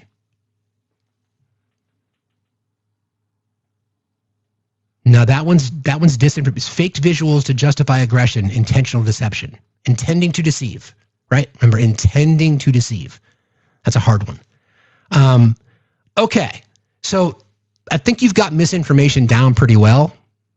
So again, misinformation, you could literally be spreading it by accident. You may not have been your intention. You could be sharing something, right? So when Donald Trump says a lot of the things that he says, oftentimes it starts with a propaganda, likely from Stephen Miller, and then that turns into disinformation, knowing it's false and spreading information. The 2020 election is a perfect example. Tons of disinformation around C-19, tons of disinformation around Tylenol, all kinds of shit. People grab onto that information, they see it coming from a credible source or someone that they trust, then they spread it, and that's where we are now. We can use the government shutdown as a perfect example. We know what the mechanisms are. We know exactly, so the Republican Party is spreading disinformation. They know by law that undocumented citizens do not have health care, with the exception of emergency care protected by EMTALA. They know that. They know that it is not true. They are spreading disinformation. People who watch on TikTok, people who watch Fox News, people who watch Newsmax will see that information and they'll say, "Oh, they told me it's in the bill. It's not in the bill." And they'll be like, "Well, it is." And then we'll go back to the ambiguous language that's put in there to convince their voters of what it is that they're doing. And it becomes misinformation. And that's the fight that we're in right now. Okay? All right, I've got one more for you. This one is... let me see, is this the one that I wanted?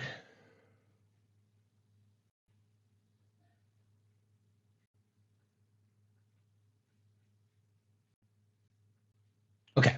I'll do one more, and then we're going to kind of get into, what media literacy actually is.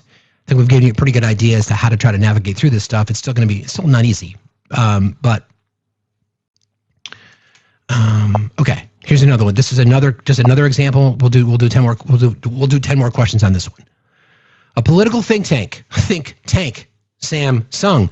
A political think tank produces a report arguing that cutting environmental regulations will, quote, empower small businesses. The report omits data showing that large corporations benefit most, and it's heavily funded by those same corporations. Propaganda, disinformation, or misinformation? Yeah, that's propaganda. It's propaganda. That's correct. Number 2, a viral Twitter thread claims a new study proves that coffee prevents Alzheimer's. In reality, the study only found a weak correlation, but the author misrepresented the results. Propaganda, dis, or miss?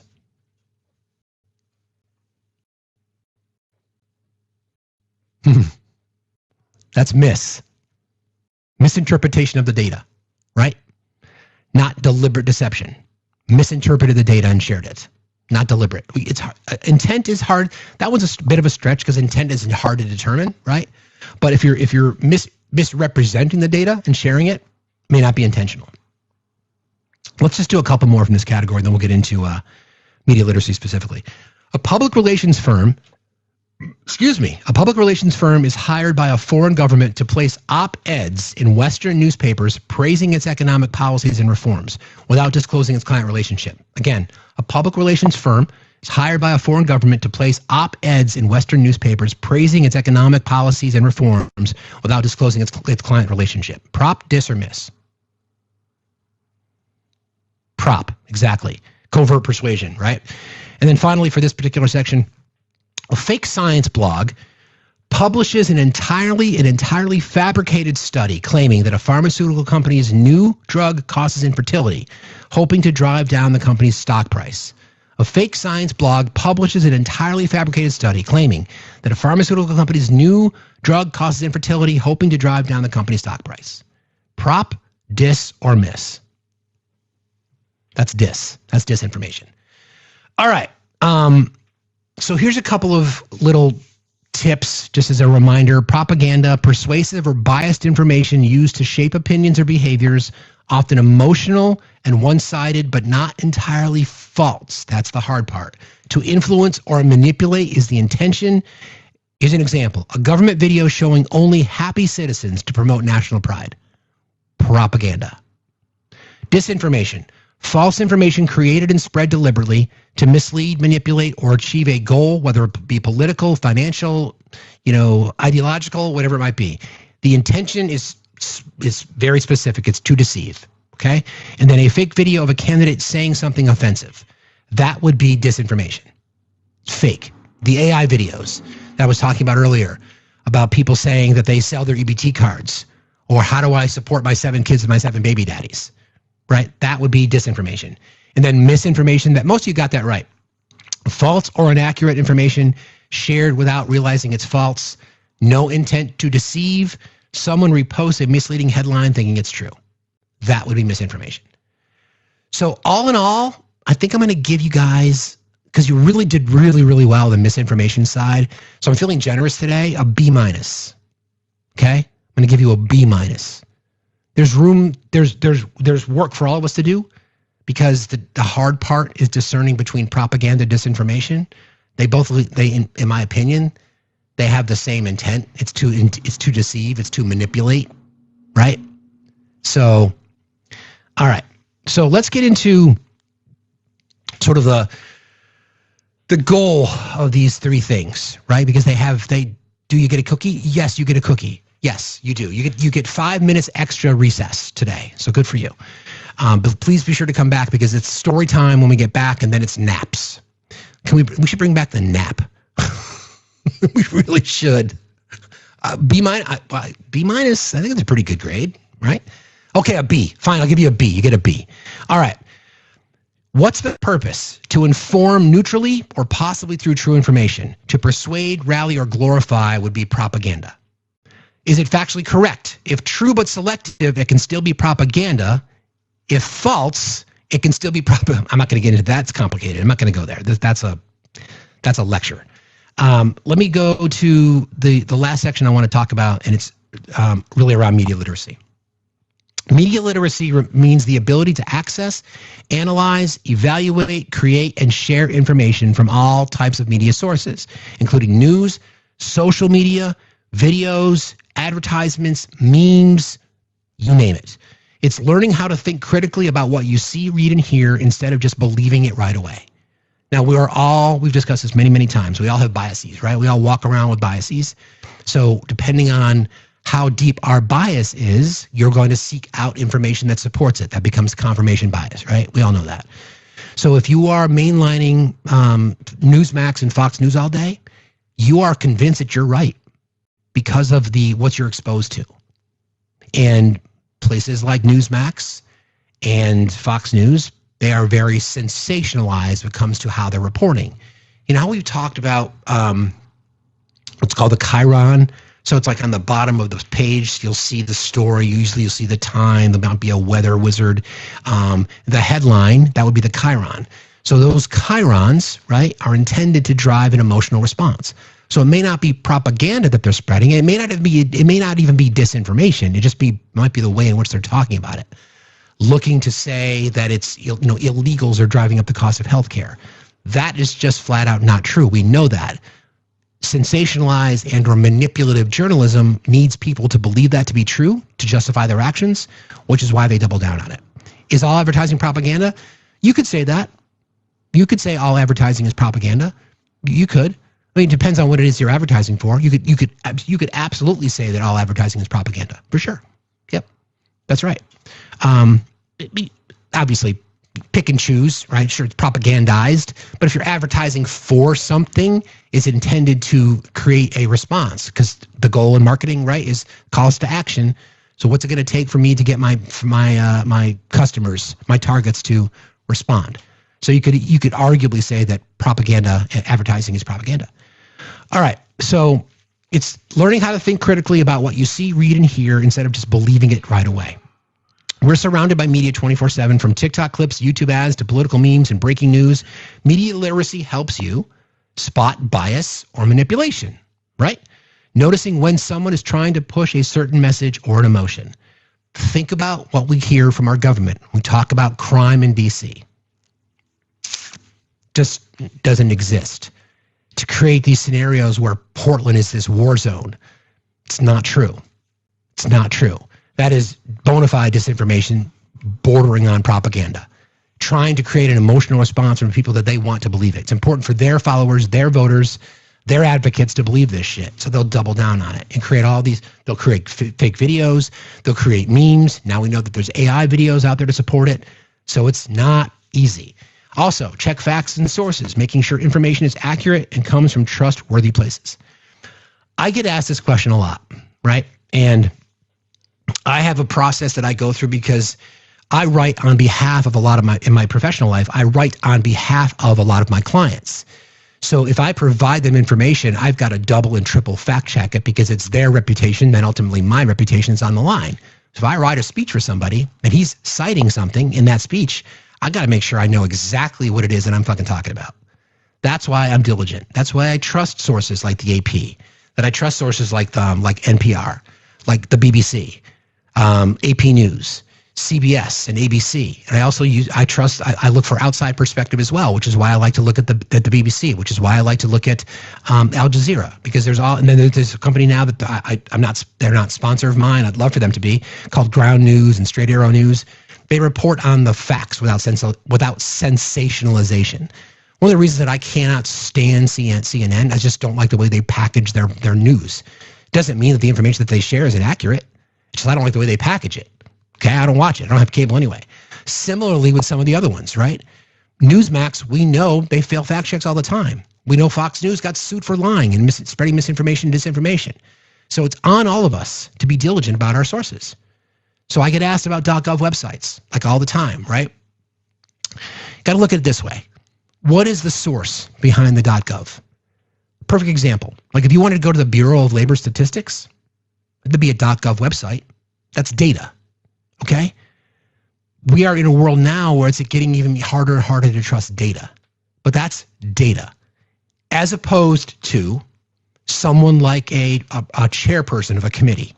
If they put something out on their official .gov website, should you take it at face value or should you research it? So when James Comer comes out and talks about all this crime, the Biden crime family, and the auto pen controversy, that is his opinion and his opinion alone. If anybody thinks that whitehouse.gov is anything more than an advertisement or an echo chamber for the White House, then you're sorely mistaken. They will use that to spin a particular narrative. Whether it's right, left, independent, Democrat, Republican, doesn't matter.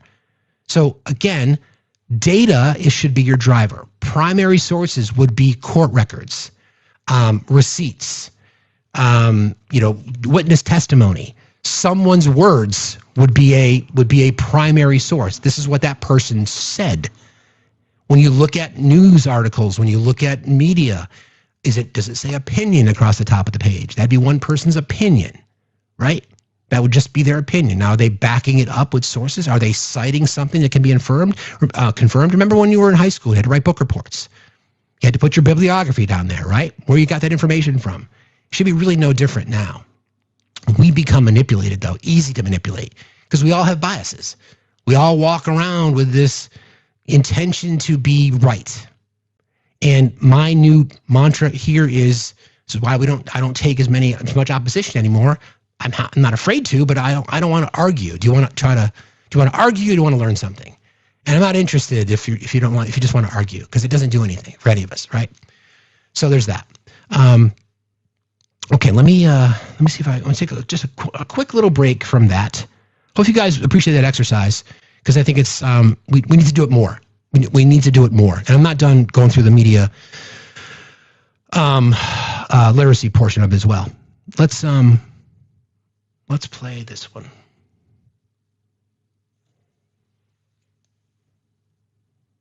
Your beloved New York City may well be led by a communist soon, Zorhan Mandami, who in his nomination speech said he will defy ICE and will not allow ICE to arrest criminal aliens in New York City. Your message to communist Zorhan Mandami? Well, then we'll have to arrest him. And a lot of people are saying he's here illegally.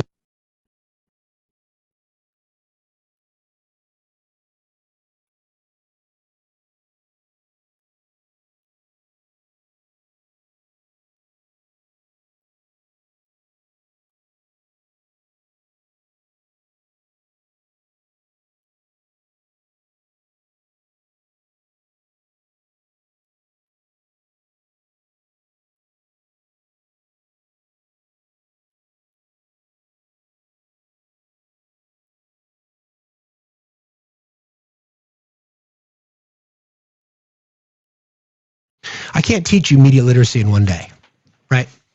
The things that Trump says about Mamdani are hilarious.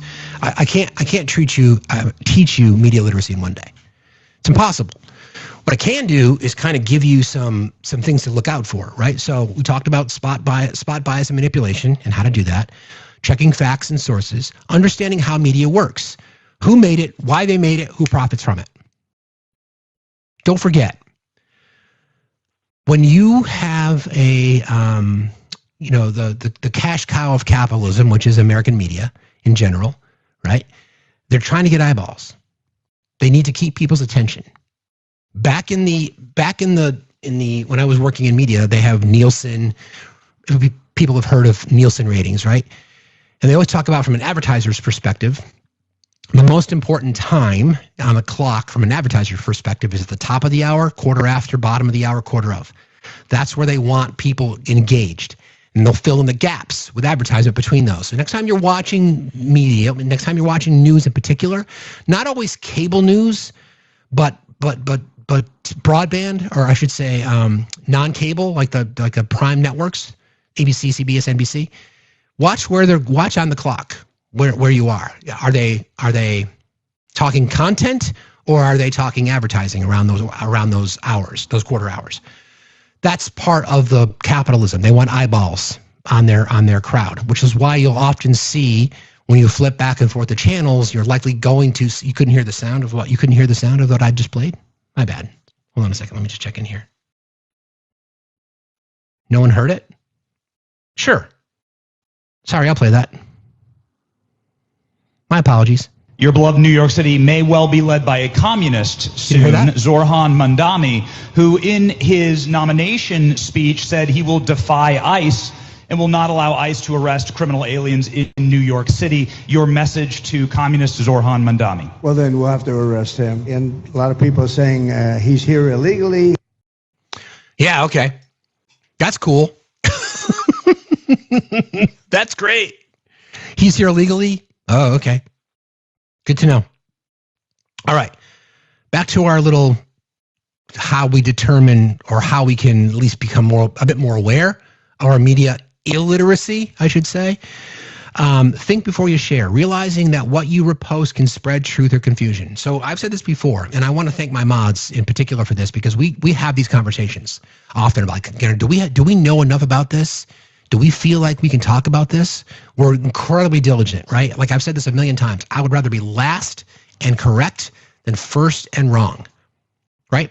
So that would be disinformation. You're exactly, Starlight. That was disinformation. Correct. Well, he may not know that Zoran is a U.S. citizen born in Queens, I think. Or whatever, but he may not know that. So that could be misinformation from him because he doesn't know much. But anyway, we take pride in making sure that we're only sharing information with you that we can stand behind. If I can't confirm something, I will say from what I've read and or what's being reported or what we're hearing, we're sharing this with you. Does it not necessarily mean that I would stand in advocacy for it or in opposition to it? It's just a question of whether or not we can provide as much accurate information as possible. We're not going to lie to you. If we make a mistake, we will correct the mistake as soon as we know. Be a smart creator, using media responsibly to express yourself or share real information. In other words, who made the message? What is their goal? What techniques are they using to get my attention? What information is missing or exaggerated? And how might different people interpret this message? Social media is going to be a lot more different. You know, it's like Wikipedia. You can host content in a social media space. He was born in Uganda, was he? I did not know that. I thought he was born here. Didn't know. Where we have to be careful is the spaces that we go into. So when we talk about these examples of the difference between people like myself and or other creators on the left, if I get everybody to tap like crazy, for some reason we're getting reported. I don't know why, but tap like crazy, gift like crazy, engage the live like crazy, share like crazy, please. We got to do everything we can to push back on to get back on the FYP. I don't know what's going on. Anyway, whatever, doesn't matter. It's because we're telling the truth. My point is when you have creators that are really trying to be diligent about the thank you guys, about the things that we discuss here a lot. That's why we have big crowds. Like I've never paid for a follower. I don't do the promotion things. We just post content. We just talk about what we want. People join us and they find it interesting and they find it informative. And then you go to other spaces where there's a sensationalized background that talks about illegals and whatever else, right? And then it's a panel of 8 people and they all share the same information with one another. And they might get 50 or 60 people in their live. And then that turns into people spreading more and more information. It's just crazy. Wow, we're almost at 1 million likes, guys. Thank you. That's amazing. Thank you guys very, very much. That's really cool. I've hit 1 million likes like maybe twice. That's wild. Thank you guys so much. So we've got a lot of work to do. A lot, just by proof positive by the test today. Even though I was generous with the B, there's still opportunities there, right?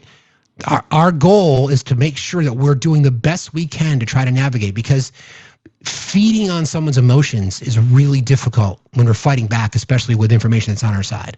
I've said this to you guys 1 million times. Don't ever relent on the truth. If you know something and you're in conversations with it and you can confirm it and you can back it up with reliable sources, then don't give in. Don't give in. Yeah, what does it say? 395. Yeah, it says 962, but it's not moving. I have no idea what that even looks like. I don't know. Whatever. Let me just check in over here real quick.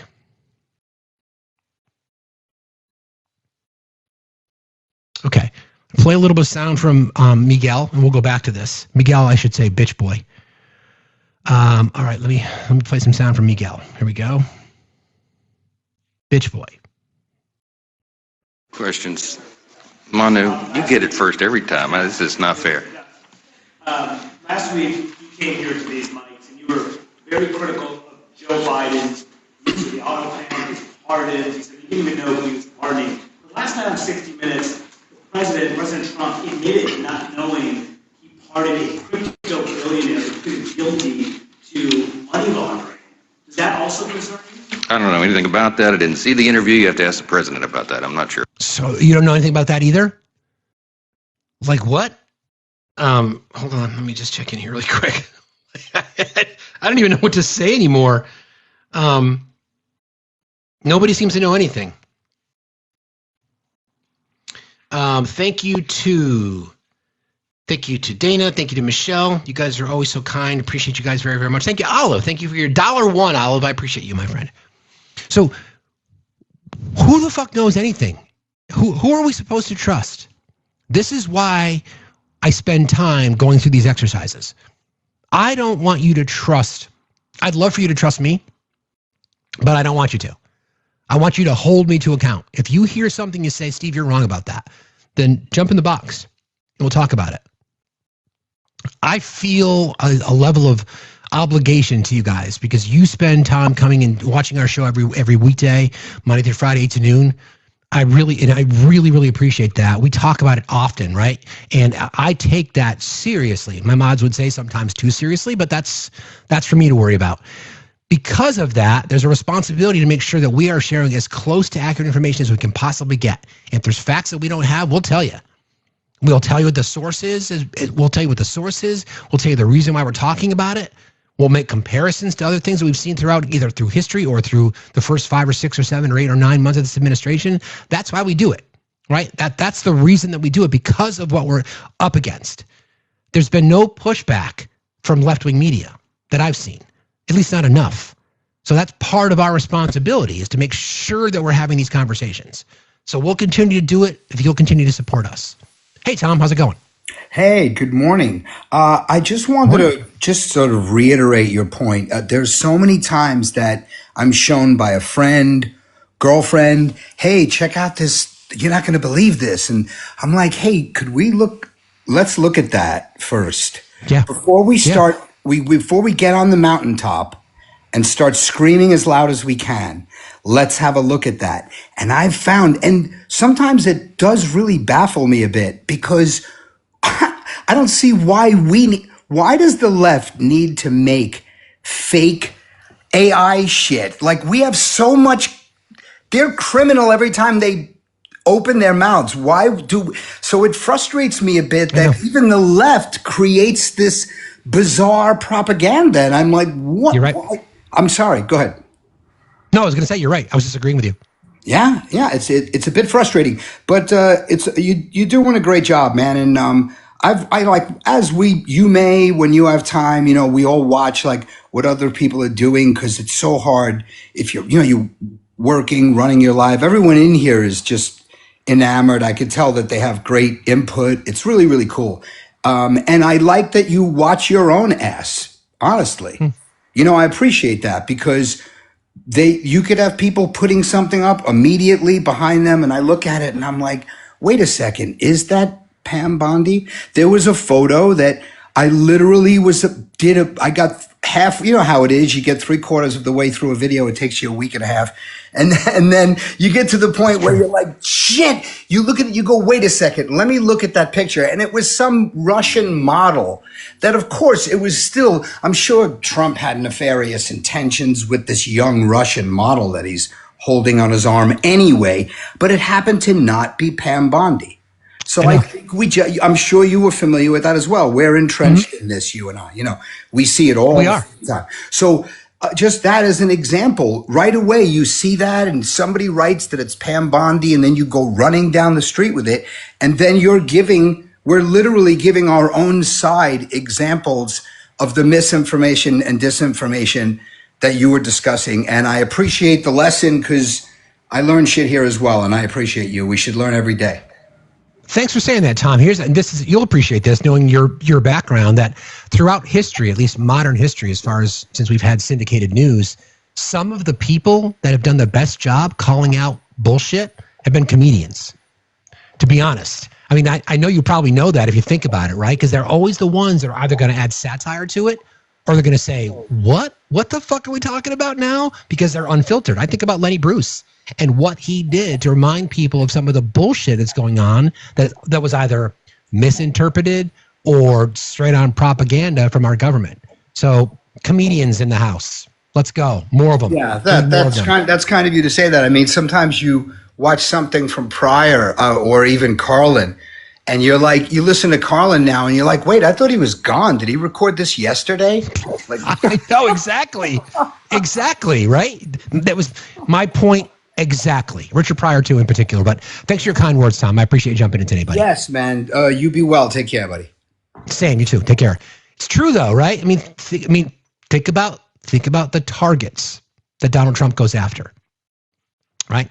The Daily Show, Kimmel, Fallon, Seth Meyers is now in his spotlight. or are in his crosshairs. This is the kind of stuff that we all have to engage in. How we are going to call truth to power, and comedians can do it with a different platform. News agencies are a little bit different. They've got a whole bunch of other shit they're connected to. They've got their shareholders. They want advertisement. George Carlin is a complete visionary. There's no doubt about it. He was just one of those people that just said, this is what's happening. This is what they're telling you, but this is the fucking truth. Yeah, Lenny Bruce, exactly.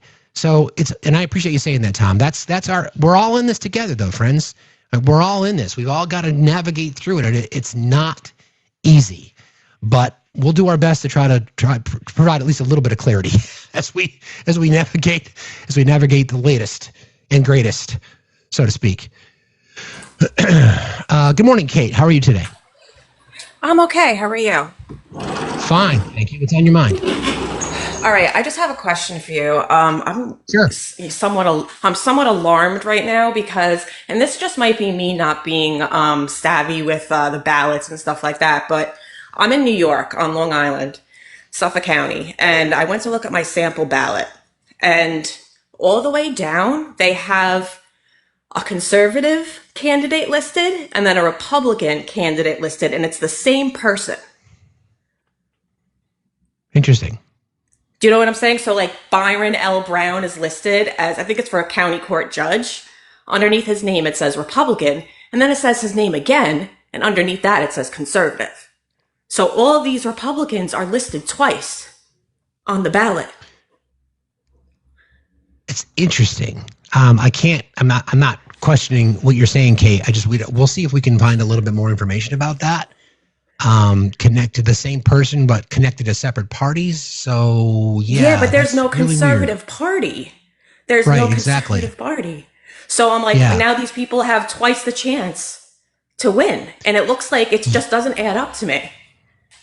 Yeah, it's like counting it twice. But let me, we will, mods, we'll take a note of that, and we'll see if we can find out anything. So you said it's in Suffolk County, New York? Suffolk County, New York. Yep. And I looked all down the sample ballot, and it's the same thing. It's the Republican and then a conservative and then like a Democratic candidate. Okay. Thanks for bringing that to our attention, Kate. We'll see what we can find out. I appreciate you being here. Have a good day. Be safe out there. You got it. Take care. I mean, listen, let's think about what that indicates. Okay. We know that Republicans cannot win the midterms based on policy. They're getting hammered. They are getting absolutely destroyed. Trump's popularity rating, his approval rating is cratering. He's losing on every issue now, not just some. He's losing on every issue. People feeling like the economy is in the shitter. The only thing that he's even close to flat on is immigration. But even then, people thinking you're being a little too heavy-handed. Like, why are you doing this shit? Like, why are you going this far? So they do these kinds of things, this nefarious activity connected to elections, because they can't win fairly. Why would they need to redraw the maps in Texas if they felt confident about their policies? Why again would they be lying to people? Disinformation about election integrity. Why would they be doing that? Why would they be making claims about undocumented immigrants voting? Okay? Why are they? I mean, the reason they're doing that is because they can't win free and fairly. Tomorrow's going to be big. It's Mikey Sherrill in New Jersey, and why did it just escape my mind? In Virginia. Why did it just escape my mind? Who's the Democrat running for the governorship in Virginia? Spanberger. Gosh, of course. It's a big day. Tomorrow's a big day. You know, obviously, Mamdani is going to roll in New York, but he's got an uphill fight. It's going to be difficult to get what he wants to do passed through the legislature, because there's going to be a lot of conservatives in New York who don't want to cover the cost. But these are the kinds of things that people should be talking about. So what does the right have left? They've got to just try to diminish the people that are running and claim that they're radical because they're standing up for health care. Prop 50 in California as well. Prop 50. Starting to see Illinois talking about redrawing their map, and Virginia talking about redrawing their map, and other states too. Even with that being said, it's still looking very positive for the Democrats to win the election. So we have it. I've got some sound that I'll play from Steve Kornacki, who did a bit of an analysis on some of the data that we've seen so far. I'll play this for you. Was back in March. Hold on, my bad. Poll. This was back in March, 47-51. He was starting out now well into his first year of the second term, down to a 43% job approval rating for President Trump. So his approval rating has dropped. So at 43%. That is one NBC poll. I've seen polls where it's significantly lower than that. It tracks, though. It tracks with who people are blaming for the government shutdown. This is what's happening, and what the administration has decided they're going to do. They're just going to double down, because their playbook has always been, we're going to flood the zone. We're just going to continue to tell lies because most of our voters don't give a shit. I know I've seen approvals as low as 35%. You're right. This is where it gets into categories. This, of course, coming against the backdrop of the government shutdown. We asked the question, who do you blame? 42% say Democrats in Congress, but 52% said it's either the president's fault or his party in Congress's fault. This is striking, Steve, because here we are a month into this shutdown now, and more Americans still pointing the finger at Republicans. It's a 10-point difference. 52% blame Republicans and Donald Trump. 42% blame Democrats, because they're winning the messaging war. Democrats have stuck to the healthcare debate. We'll negotiate, but you got to extend these subsidies. We'll negotiate this, and because of that, Mike Johnson, House hasn't been in session since the end of October or the end of September. They've been sent home and not being called back. Senate Republicans are now gone. You want to negotiate? Then we got to negotiate. For this. Certainly seems like it could be related to some of the numbers we're seeing here. Now, check this out. Talk about Trump and his job performance on particular issues. Again, basically a year ago, he was elected. We asked folks, do you think he's delivering here? He does get decent marks when it comes to border security and 50%. Immigration. Slight majority say he has lived up to what he promised to do there. But on none of these other topics do you see that number getting past. Foreign policy, 44%. The economy, 34%. Helping the middle class, 33%. Inflation, 30% approval. Again, 30% for the inflation, as in, do you approve of the work that he's doing? Nope. 33% helping middle class. Nope. 34% on the economy. Nope. Foreign policy, 40%. Nope. Getting hammered. Absolutely hammered. Absolutely hammered. And what do they have? Other than the hope that the Supreme Court rules in their favor so they can continue to enrich themselves on the back of the middle class. Right, if they renamed it ACA to Trump Care, call it a day, they could take the win. It's true.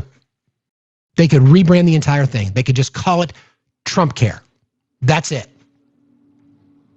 But they won't do it because there are people, humbly speaking, independent journalists out there that will call it out. Say, this is the exact same thing. It's the ACA. You just rebranded it. Why won't they do it? Because they don't give a fuck. Trump has talked about Obamacare, talked about how shitty it is. Actually, it has a relatively high approval rating for people that are on it. It started off pretty bad. It's over 60% now. Okay. The mid-40s, in fact, the low 30s down here on the economy questions. Well, and part of why President Trump was elected on the economy, now it seems like it could be a headwind heading into Tuesday for Republicans. And a huge shift, obviously, from his first term, too, when he actually did get good marks there. So you talk about heading into this Tuesday. We asked folks about their enthusiasm for the midterm elections. That'll be next year, 2026. But this was astounding. 66%, two-thirds of all voters have a high level of interest. We will find that number typically on the eve of the actual midterm election. This is a year out, and this is what's encouraging for Democrats, troubling for Republicans. More enthusiasm for Democrats, that high level of interest. It's about 3/4 of Democrats. It is a little bit lower there for Republicans, and that could feed into the second part of this equation, and that is, we asked folks, midterm election, which party would you want to control Congress? And the Democrats have now, in our poll, this is significant, opened up an 8 point advantage over Republicans. We checked this back in the spring. It was dead even. That 8-point level is typically what you would find for a party that's poised for a big midterm election. That's the kind of lead Democrats had when they swept to power in Congress in Trump's first term. So we'll see if that holds now going forward, but that's a potentially big shift. Are there notes of... So, like I said earlier, these are red flags, flashing red fucking sirens for the GOP. They knew it. They know it, which is why they are trying to cheat. They understand, all things being equal, they will get hammered in the midterms. So what are they going to do instead? Cheat. And even that is risky. What they did in Texas could actually work against them. So they can continue to double down all they want. But did the speaker say that it wasn't a clean CR? Did I miss a soundbite? Does anybody have that?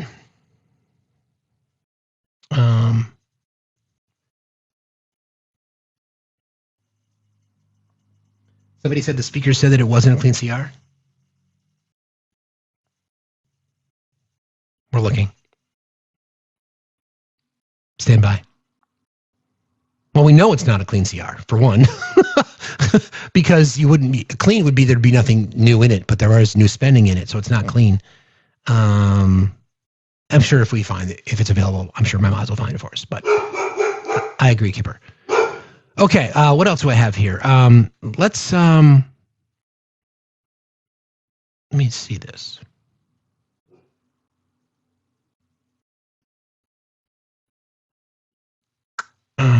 Okay.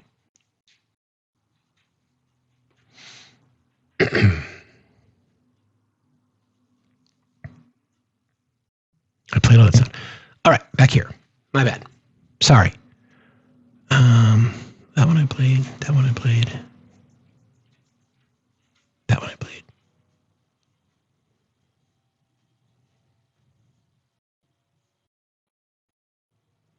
Okay, so a little bit from Tom Homan. Tom Homan, you know, who took $50,000 of a bag of cash that the FBI has completely dropped the ball on. We know that, right? So play a little bit more sound. And again, the timing is interesting on this. This was yesterday. So I want you to hear what he has to say, because this is the fight we're talking about, right? Okay, here we go. We got to look for that 10.5 million illegal aliens that came across that border. We got to look, that's in addition to 15 million already here. So now the roles change. Now Border Patrol is backstopping ICE on the interior. It's working. Record numbers of removals, arrests. Right now we already have a record number, historic number of arrests and removals this fiscal year. And we'd bring on 10,000 more agents by mid-January. And we're going to blow this historic number out of the water next year. So everything's working good. You're going to bring 10,000 new agents on? The government shut down. How are you going to pay for it? What's the plan? How are you going to pay for that? Just going to find money? You can find money for this. You can find money for that. You can find money to give to Argentina. You can find money for Kristi Noem to get 2 fucking jets. You can find that money. But you can't find money to feed people? Really? What do you care, Tom? Because you've been lying to the American public all along. You've been lying. I mean, you said it yourself last week. 70% of the people that you've apprehended are criminal aliens? The rest are in gangs? We know that that's not true. We know that 170 that we know of, U.S. citizens, have been arrested and detained. That wasn't the promise you made. That wasn't the promise. You said it was just going to be the worst of the worst. And you lied about that too, didn't you, Tom? Okay. That's fine. You do you. You do you. Let me see if I can get this. I played that for you guys. Okay. Can you hear a little bit from Triple K? More of the same. I think it's frankly ridiculous that anyone in this room would even suggest that President Trump is doing anything for his own benefit. He left a life of luxury and a life of running a very successful real estate empire for public service, not just once, but twice. And again, the American public reelected him back to this White House because they trust he acts in the best interest of our country. No, they reelected him because he lied to them and they believed it. Putting the American public first. This is a president who has actually lost money for being president of the United States. A few moments later. No, 40% of Donald Trump's wealth has been accumulated since he became president because of 2 crypto coins. The New York Times. So, yeah. And we played the sound earlier of Binance funding World Liberty Financial to the tune of billions of dollars. WLF is the crypto company owned by the Trump boys. And then coincidentally, the guy who helped them make their money, who staked them to a lot of the fortune they've gathered because of this, was pardoned by the president? Come on. You want us to really believe that? That's your game on this? Okay, we see you. We have a couple more things here that I want to get to.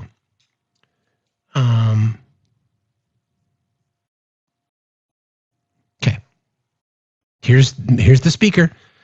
Here's Mike, my bitch. More lies. He's stuck now. Able-bodied young men without dependents off the program. They were never intended to be there. They're sitting around on their couches playing video games. No, yes, that's an actual study. And they're siphoning the resources away from elderly people, disabled people, and young women who desperately need it. And so the funds were being depleted. So why is it then that we know the numbers, Mike? Why is it that we know the numbers of the people that are on it? Why is it that we know that, Mike? I think I know what it is, because you think your voters are stupid, and they will believe you, and they will cite you as a reliable source. A reminder again, Miguel, 56% of ACA enrollees, the Obamacare, live in districts represented by people like you, Mike, in your party. In fact, your state has some of the highest levels of participation. 78% of people enrolled in the ACA are in states won by Donald Trump in 2024. You're lying to people, Mike. You're lying to people. It's not a question of you stretching the truth. You are lying, flat out. Let me just check in over here real quick.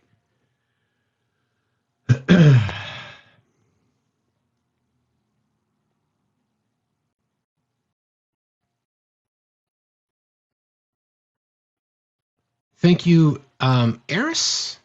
Eris. Just found you. Love your show. Thank you, Eris. I appreciate you saying that. That's very kind. All right, let me go here. Thanks, Tom. I appreciate you, buddy. You're very kind of you. That was nice of you, Tom. Thanks for doing that. Let me adjust this.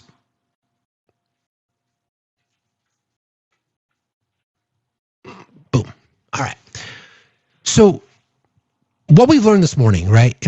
Again, this is a constant struggle. A constant struggle to navigate through things. I mean, I find myself questioning things. Like, you see something, you're like, oh yeah, that's another nail in the coffin against Trump. And then you're like, what story is that? Where does that come from? Your sources are going to be even more, you need to be sure that you're double and triple and quadruple checking things. I know it's kind of takes a while, believe me, and I try to prep. Most of the prep that I do for the week, I do on Sunday. That's like the one day that I kind of have to myself, to be honest. And I spend time doing that on Sunday, at least a general outline. And then things change based on the news, right? As things come down the pipe, we kind of adjust. So it's harder and harder to try to confirm sources. I know the ones that I use that I've always relied on, that I would stake my own reputation on. That's why we use them.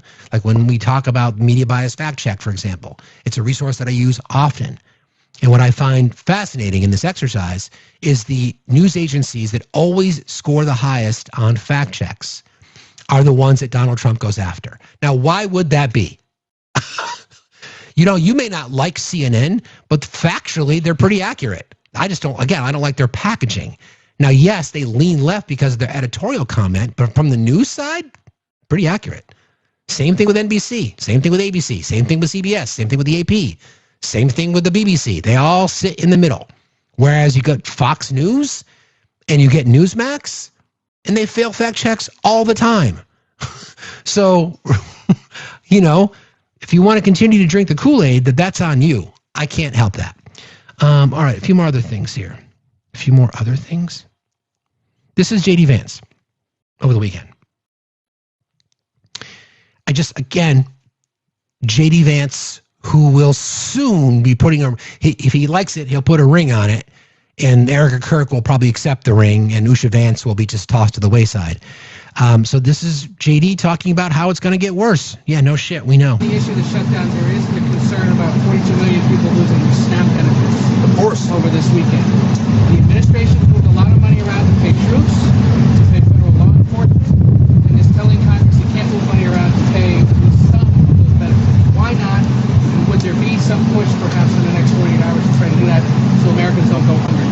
Well, so the question was, you found money for WIC, you found money to pay the troops, you found money for this, you found money for that. Why not for food? And in particular, because there's a contingency that's already built in.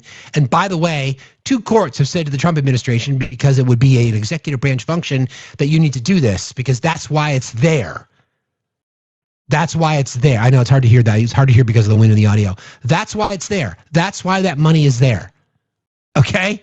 And it took the court to step in and say, dude, you have to do this. And then the Trump administration's response is, well, we'll check with our lawyers. Okay. Well, here's the problem. If you go back to previous government shutdowns, what has happened is that sometimes the president has tried to make the shutdown as painful as possible on the American people. I give the president of the United States great credit and the entire team for trying to make this as painless as possible. The Democrats are acting irresponsibly. He doesn't want the American people to suffer because of it. But look, right now, this government, this administration, we're like guys running around, you know, with a leak in a damn wall, trying to plug it with bubble gum. And we plug one spot with bubble gum, and we plug another spot with bubble gum, and we plug another spot with bubble gum. Why don't the Democrats just stop this entire charade and reopen the government so that we don't have to try to make this thing work on a shoestring budget, which is what we're trying to do. The unfortunate reality, and we're starting to see this with our aviation industry, we're going to find out the hard way with SNAP benefits. The American people are already suffering, and the suffering is going to get a lot worse. Not because the President of the United States has failed to make the shutdown painless. He's tried to do everything that he can to make it as unpainless as possible. JD, if he's trying to make it as unpainless as possible, that would mean that he's trying to make it painless. I mean, painful. Unpainless would be painful. The reason that pain is coming and the reason it's building is because we're not passing the clean bill to reopen the government. It's a very easy thing to do. So you're not. So again, unpainless would be painful. Hate to tell you, buddy, but you just fucked that one up. Let's see, do I have this sound?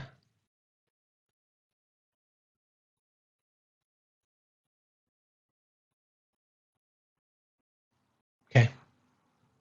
He calls the Democrats' bill a dirty CR. Okay, here we go. What's the date on this? Is this from today? We'll learn together, friends. This is Miguel. What they're not telling you, they claim that this is an argument about health care. If they were trying to provide for health care, then why did Chuck Schumer counter-proposal include a reduction of $50 billion for rural hospitals? That's literally in his counter-proposal. They also want to... It's because, Mike, you cut $137 billion, and then you want to use language like $50 billion to put it back. Because of all the funding that you cut for Medicaid, Medicare, your $50 billion, which is 1/3 of what you cut, is not going to keep these hospitals open. So again, stop fucking lying. Spend $1.5 trillion more dollars on their far left programs. They far left programs, healthcare, Miguel. Want to give taxpayer funded benefits to illegal aliens again. We cut all that out. No, you lied. You lied. And we caught you lying. You created language in the big, beautiful bill to make your voters think that you're cutting funding that the Democrats approved for health care for undocumented. It's a fucking lie. and you got caught, and now you're scrambling. Because it doesn't follow our law, and it doesn't follow consent. And no, it is. Look at page 57, section 2141 of the bill that Chuck Schumer filed. I had a hankering feeling you were going to bring that up, and I actually did look at it, and we can't get into it obviously here on the show. But that last statement was a bit misleading. This idea that they want. No, it's not. No, it's not. Mr. Speaker, no, again, they want to cut out. They want to repeal and reverse the reforms that we made, and that would add $200 billion. That was from October 3rd. So again, and I'm sorry, is that Craig? What's his name? I forget. That's a lousy interviewer. You can't let him just take the fucking conversation like that and be like, no, I'm going to mute your fucking mic, dude. This is the situation. You know what the law is. Which is, again, when we have our conversations with our friends on the right, and we remind them about, do you know what the federal law is? And they'll be like, well, it's addressed in the Big Beautiful Bill. No, the federal law. You're right, Toya, right? How does he fucking lie so comfortably? That's exactly right. Because he's got no other game than to lie. He's got to convince his voters.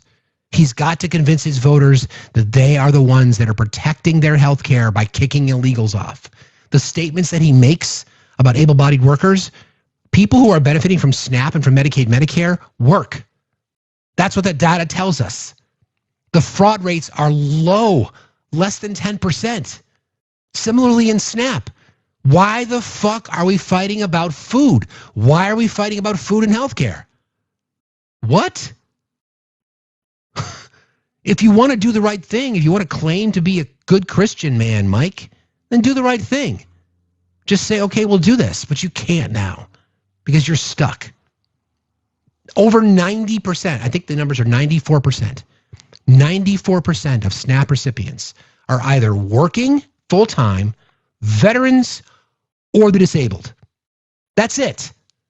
That's what the data tells us from the USDA. Okay? We have the data on the subsidies. Everybody's health insurance is going up. Everybody's across the board. Whether you are on, they need to hear your sign a contract analogy. Yeah, the sign a contract. Oh yeah, exactly. I got you. The good call. This is what the Republicans want. Thanks for that. This is what the Republicans are asking for. They want Democrats to sign a contract and then negotiate the terms of the contract afterwards. Well, you guys signed it. Why would anybody do that? Why would anybody do that? And we speak a lot of the alpha bros that are MAGA in the heroes who claim to be business owners. So if you're in here, a MAGA alpha bro, would you sign a contract with a vendor prior to negotiating the terms? Of course you wouldn't. Who the fuck would do that? Why would anybody do that? That's what this entire thing is about. Republicans are like, we're not going to negotiate anything unless you sign. Democrats are like, we're not going to sign unless you offer us something. That's what concessions are. Make a concession. make a concession. This is what the Democrats are asking for. There's no language in the Democrats' counter to the CR that offers health care for undocumented. We know the fucking law. This is an argument and a fight Republicans are losing. Because now people in their own party, MTG of all people, calling out Mike Johnson saying, listen, you've been telling us there's this health care plan. Where the fuck is it? Where is it? There isn't one. I'll remind you again, the ACA signed into law signed into law in September in 2010, went into effect January 1st, 2014. Donald Trump has presided over Obamacare more than any president. Obama had it for 2014, 15, and 16. Trump's had it for 2017, 18, 19, 20, and half of this year. So he's presided over it. So he complains about it, yet he's the one whose management oversaw the execution of the ACA. So if you want to fix it, then fix it.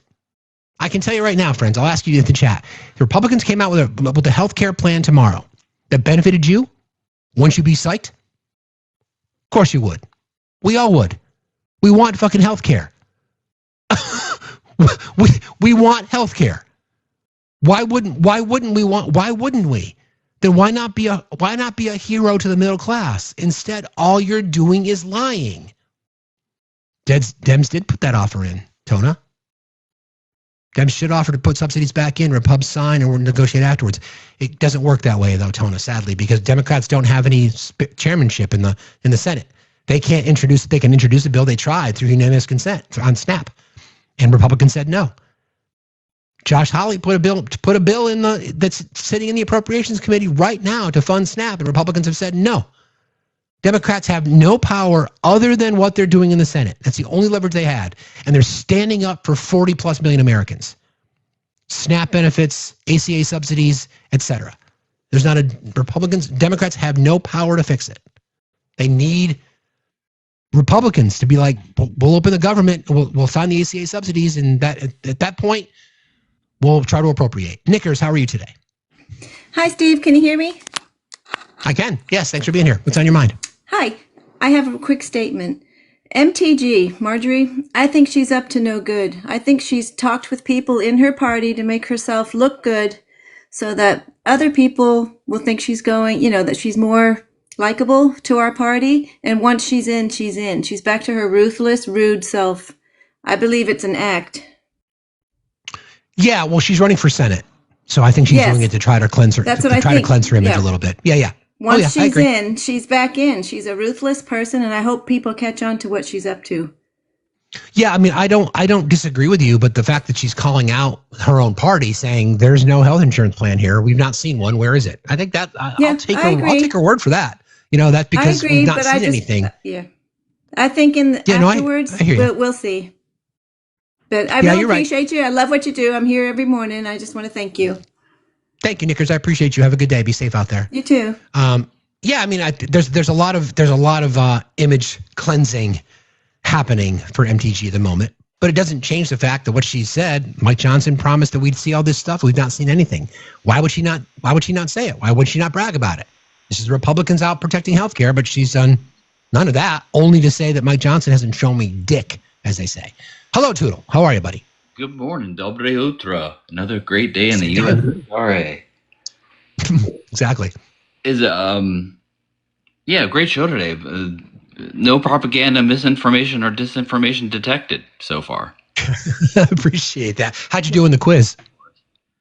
And playing all the wonderful clips. Speaking of, I was kind of in and out this morning, but during the Norah O'Donnell interview, did you happen to play the clip about his reaction to ICE? I have that one somewhere. I don't know where it is. He doesn't think they're going far enough. Exactly. Like they should be going further. Yeah. That was great. He played the video, and I think it was the recent one of the mother that was, taken down, and she was, because she couldn't remember her social security number, and he was asked about that. Is this going too far? And he said they're not going far enough. Exactly. Just crazy. And I think that kind of speaks to what you were asking earlier about why are they going to military bases now for these department heads? Yeah. I mean, it could very Never mind they're cabinet positions. They're cabinet, not even department heads. They're like cabinet figures are moving into the bases. It's pretty wild. Noam, Miller. Keg's Breath, Marco. Hegseth too, I think. And also Rubio, I believe. Correct. You're right. It can certainly be fear mongering. They're just to look powerful, like look out, something's coming. But I think they really are trying to get this police state going as quickly as they can, and they kind of did two things that are going towards that. I heard that they're going to be replacing the ICE leaders with CBP because Miller wants even more deportations. They're not going fast enough to violate people's rights. ICE in charge of those. Yeah, that tracks. Are quote unquote being too weak, so they're going to triple the abductions they're going to be doing, and I think people are going to get even more pissed off. So maybe that's one reason why they're moving, because they know people are not going to stand up for this. Well, like I said before, we just need more people in the Republican Party to stand up and say this is just enough. We can't just, this is, we don't know what the line is for them, but from what Thomas Massey has said as it relates specifically to the discharge petition, he knows that people in his party don't want to support a PDF file, but they're afraid of the Trump political machine. And from my perspective, from a political science side, I don't think the Trump political machine holds the weight that it once did. I really don't. So I just don't know why they just can't stand up and say, I'll sign. We don't even need to wait. I'll sign that petition right now. So we'll see. They know we'll see. Side, as soon as Revolta gets in, it's going to be their end because like 100 Republicans might jump and vote for it because they see the writing on the wall for sure. I agree. I agree. They had an EO earlier on. They were going to create like 2 quick reaction forces for the National Guard to be able to deploy against civilian unrest. Well, they recently changed that. All 50 states now are going to create like a 300 National Guard quick reaction force to quell civil disturbances. It's just to what end, right? To what end? Thanks, Toodle, for jumping in today, buddy. I appreciate you. Be safe out there. See you later. You got it, man. Take care. Look, I think it's important that we remind ourselves here what is at stake. And like I've said numerous times, you guys, they want us to relent. They want people to give in. It is by design. They need that to happen. They need people to be like, I'm just done. I'm just going to go about my life. Whatever happens, happens. That's what they expect, right? That's what they expect to happen because in the past, there's been a lot of apathy in our society. But when you start to see voter registrations being, spiking up in New Jersey and in Virginia, and the amount of energy behind the Mamdani campaign in New York because he's going to be the next mayor of New York. And when you start to see, like Steve Kornacki was reporting out, right, about how the sentiment and the attitude and the motivation and energy supporting Democrats this far out from the midterms, a lot can happen between now and then, especially when you talk about things like the Insurrection Act and talking about, war. And then, now we're threatening, the wartime president who still thinks, the peacetime president who still thinks he deserves a Nobel Peace Prize when he's threatening and putting troops on the ground in Venezuela. For what? Other than regime change, there's no reason to do that. You've been lying to the American public about that. And then this statement that he made recently about Nigeria. This is wild. Where is it? If the Nigerian government continues to allow the unaliving of Christians, the USA will immediately stop all aid and assistance to Nigeria and may very well go into that now disgraced country. Quote, guns a-blazing, to completely wipe out the Islamic terrorists who are committing these horrible atrocities. I'm hereby instructing our Department of War to prepare for possible action. If we attack, it will be fast, vicious, and sweet, just like the terrorist thugs that attacked our cherished Christians. Warning, the Nigerian government better move fast. So does anybody on the right have enough courage to say, no, that's not, absolutely not. That's all we heard about for 4 years. Well, I shouldn't say that's all, but that's just part of the story that we are told for 4 fucking years. No new wars. Donald Trump will be a peacetime president. Meanwhile, Israel and the H group have not settled things. They're still lobbing munitions at each other. Ukraine and Russia are still fighting. These border skirmishes that Trump's claimed to have ended, they still exist. Now we're talking about testing nukes. We started this whole thing. 33 years ago was the last time we ran a test. We started it. He's going to lie about it. What the fuck are we doing? What are we doing? Isn't he supposed to be the peacetime president? Isn't that his goal? No more new wars? And what are we doing? We're threatening Venezuela. Now we're threatening Nigeria. Is that America first? Is it? Or is it a nod to your evangelical base that I will protect Christians everywhere? Don't worry about the fact that I'm in the Epstein files. Don't worry about the fact that I'm a predator. Don't worry about that I've committed war crimes. I just want you to know that I'm going to protect Christians. Okay. Okay.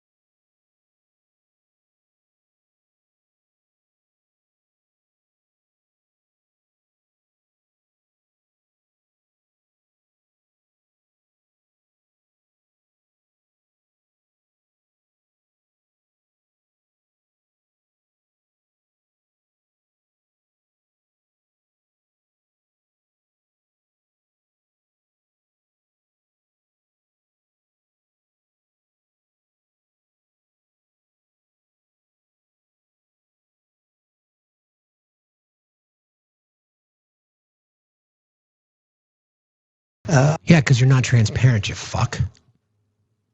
Okay. Little sound from MTG. We're getting close to wrapping today, but I just want to play this for you guys too. We talked about this before. Just want to make sure that I'm reminding folks that we have got people that are calling it out. Now, yes, I believe that MTG is a fucking snake, but this is what she said. Past Obama, Republicans have never done anything to correct the problems that exist with it. And I blame my own party. That's absolutely wrong. And I don't think it's an easy thing to fix. However, it's something that we should have a plan for. And Mike Johnson, for a month now, cannot give me a single policy idea. And I'm angry about that. Is this your understanding of Obamacare, that it raises? I mean,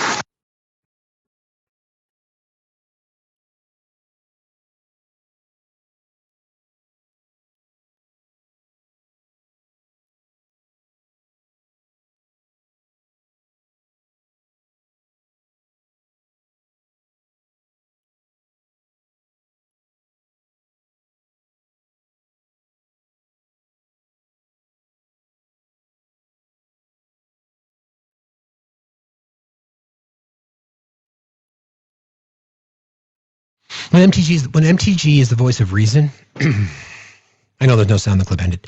When MTG is the voice of reason, then I don't know what fucking world we're in. I'm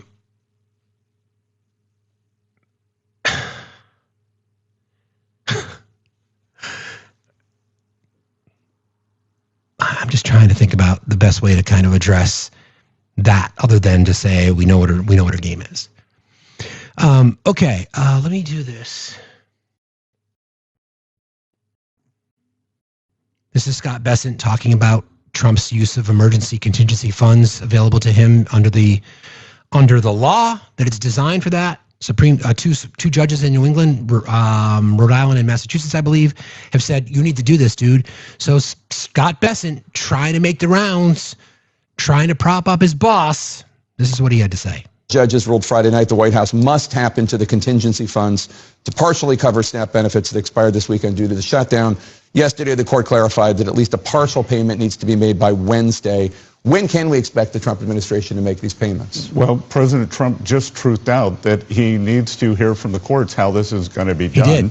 And Jake, as you know, the best way for SNAP benefits to get paid is for Democrats, 5 Democrats, to cross the aisle and reopen the government. No. Right, but there is this contingency fund, and as recently as September 30th, the Agricultural Department had a memo saying that these funds, the contingency funds, I think it's about $5 or $6 billion, could be used to pay these benefits. Now, it would only be 2 or 3 weeks, but that's a lot for people who need the food. Yeah. Well, President Trump just, as I said, President Trump just truthed out that he's very anxious to get this done. And do it. And it's got to go through the courts. The courts keep jamming up things. Democrats are in the middle of a civil war.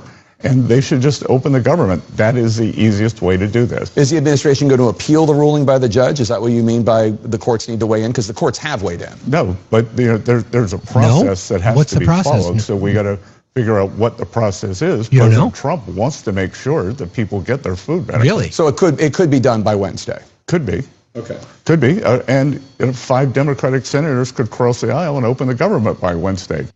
So now you're right. So now it's the courts. Now it's the court's fault. So the court ruled on Friday that you need to do this. This is what this contingency money is for. It's $5 to $6 billion. That's what this money is for. You don't need the court. It's already been appropriated. That money's already there. Doesn't need to go through reappropriations. Government doesn't even need to be open because it's now an executive branch function. You can do it, but you won't. So instead, you'll lie to people while people are starving. Yeah, that tracks. Why do that, though? Why not just use your power? Hello, Dean. How are you today? Steve, how are you this morning? Doing fine, thank you. What's on your mind?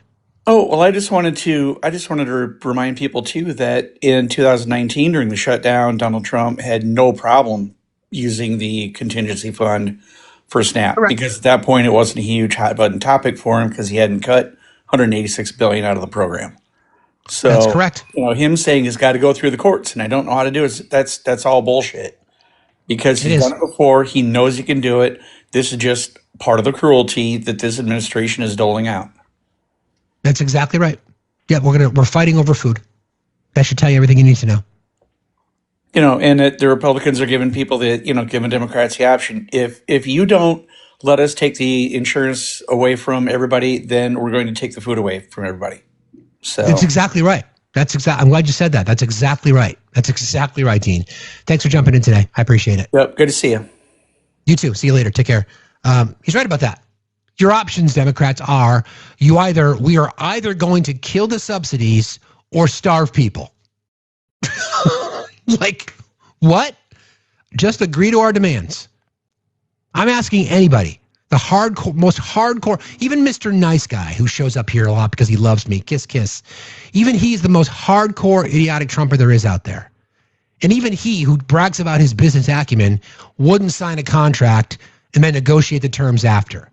Basically, just here's a blank. Don't worry about what's on the page. Just sign here, and then we'll just fill in the information later. Come on. Would anybody in their right mind? I mean, the fact that they're doubling down on this, Mike Johnson's not stupid. John Thune's not dumb. Trump is, but Thune and Johnson aren't stupid. They know. And it's not even a clean CR. Like, what are we talking about here? We're talking about fucking food. We're talking about did we determine it's like $38 a year that comes out of our taxpayer dollars that goes to fund SNAP? I think it's $38 a year per person. Something like that. And what's the average payout? Like $160 a month?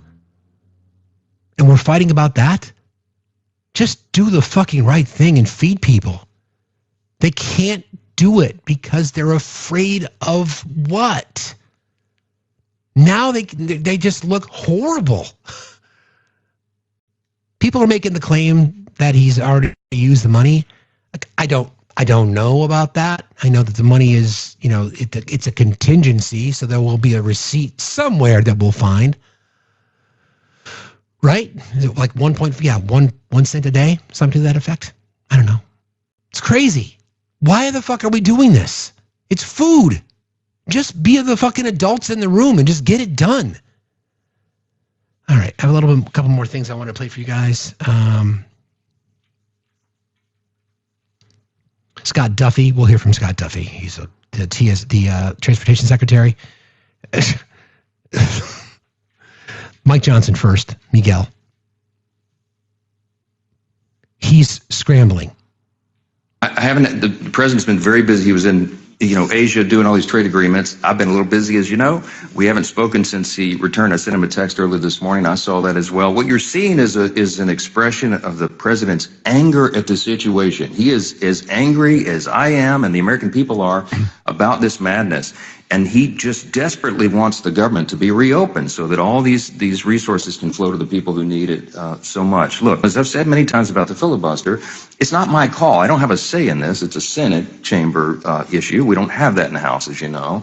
But the filibuster has traditionally been viewed as a very important safeguard. If the shoe is on the other foot, I don't think our team would like it.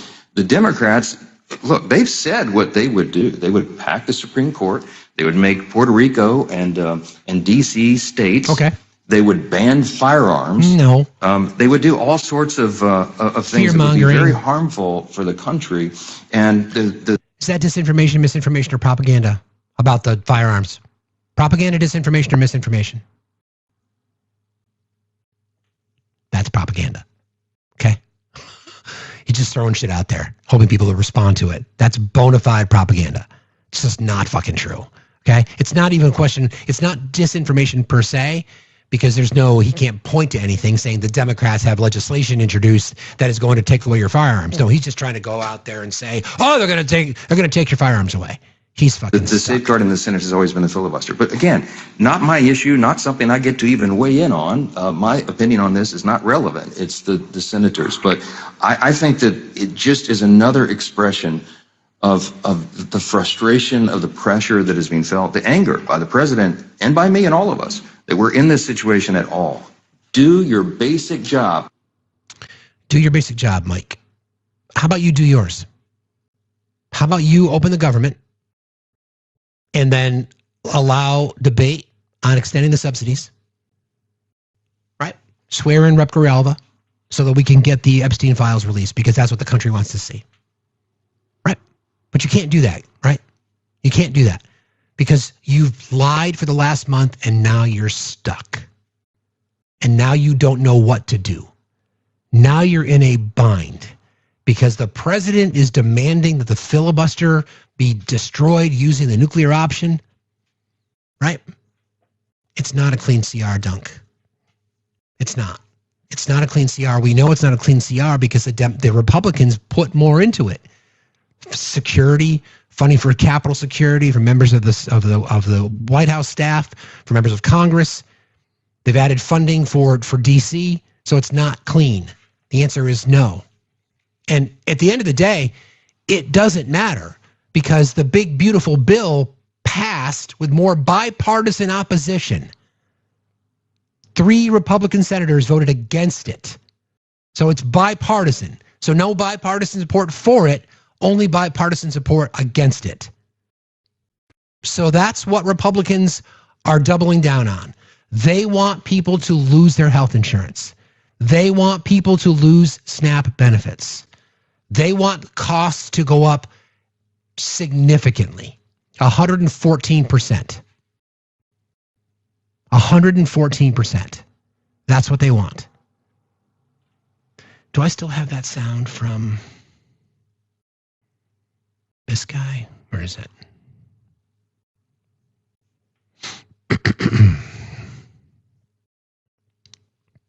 Let me find this because I think this is part of the story, right? So this is again a gentleman from New Jersey, Jeff Van Drew, and they're talking about the plan. Right, so here's an elected member of Congress. So people can say that MTG is now trying to change her image, that she's a rhino, that she could say that Mike Johnson has never shared the health care plan from the Republican Party because he hasn't.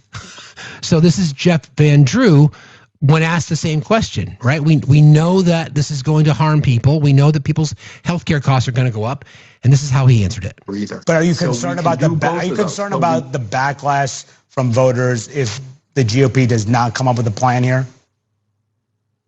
Yeah, it is politically stupid. It does not make sense to come up with no plan dealing with healthcare. That's real.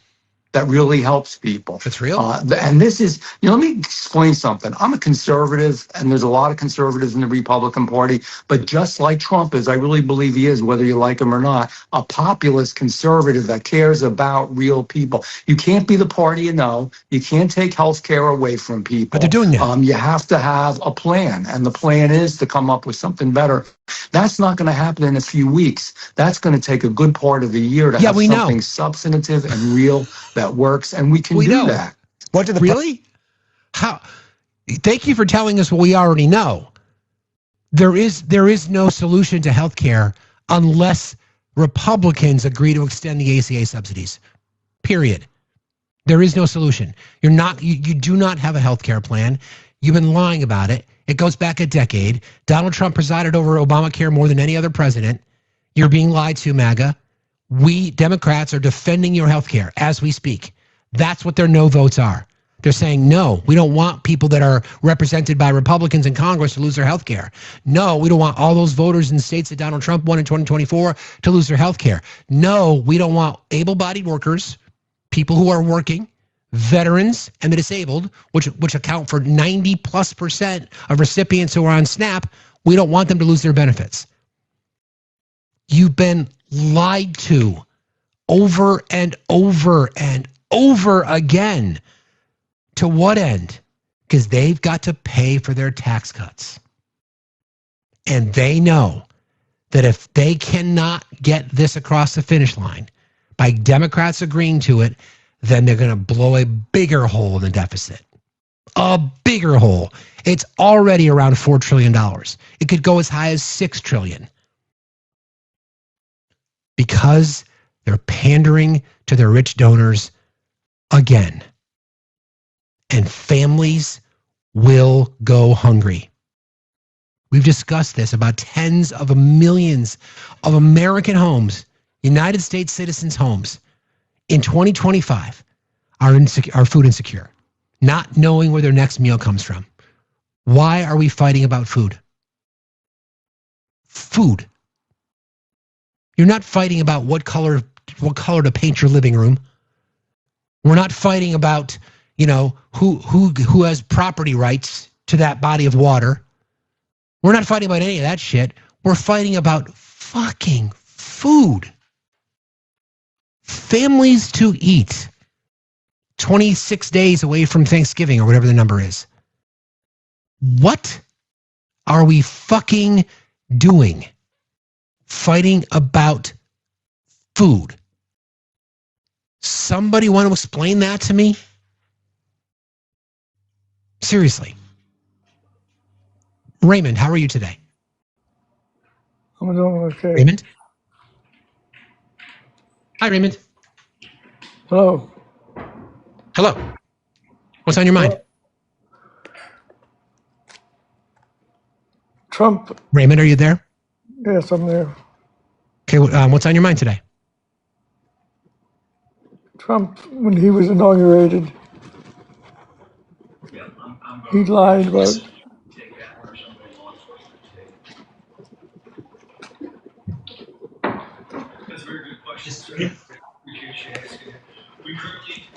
Raymond, are you still there? Yeah, I'm here. I have Parkinson's. It took me a little while to get started, but it's no problem. Trump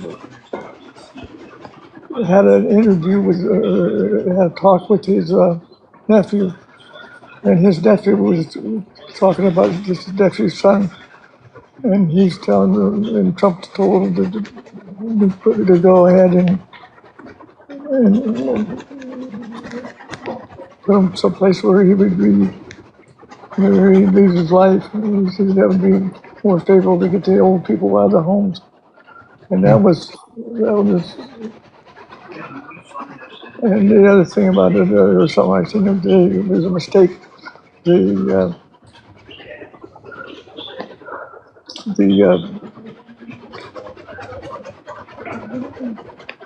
had,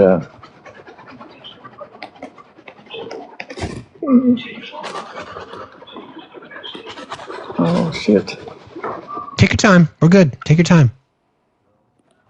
I've been retired for about 6 years, and I got Parkinson's.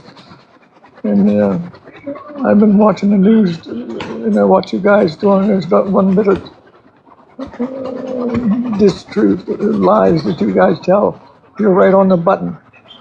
I trained salespeople for 40 years, and I taught people how to read people.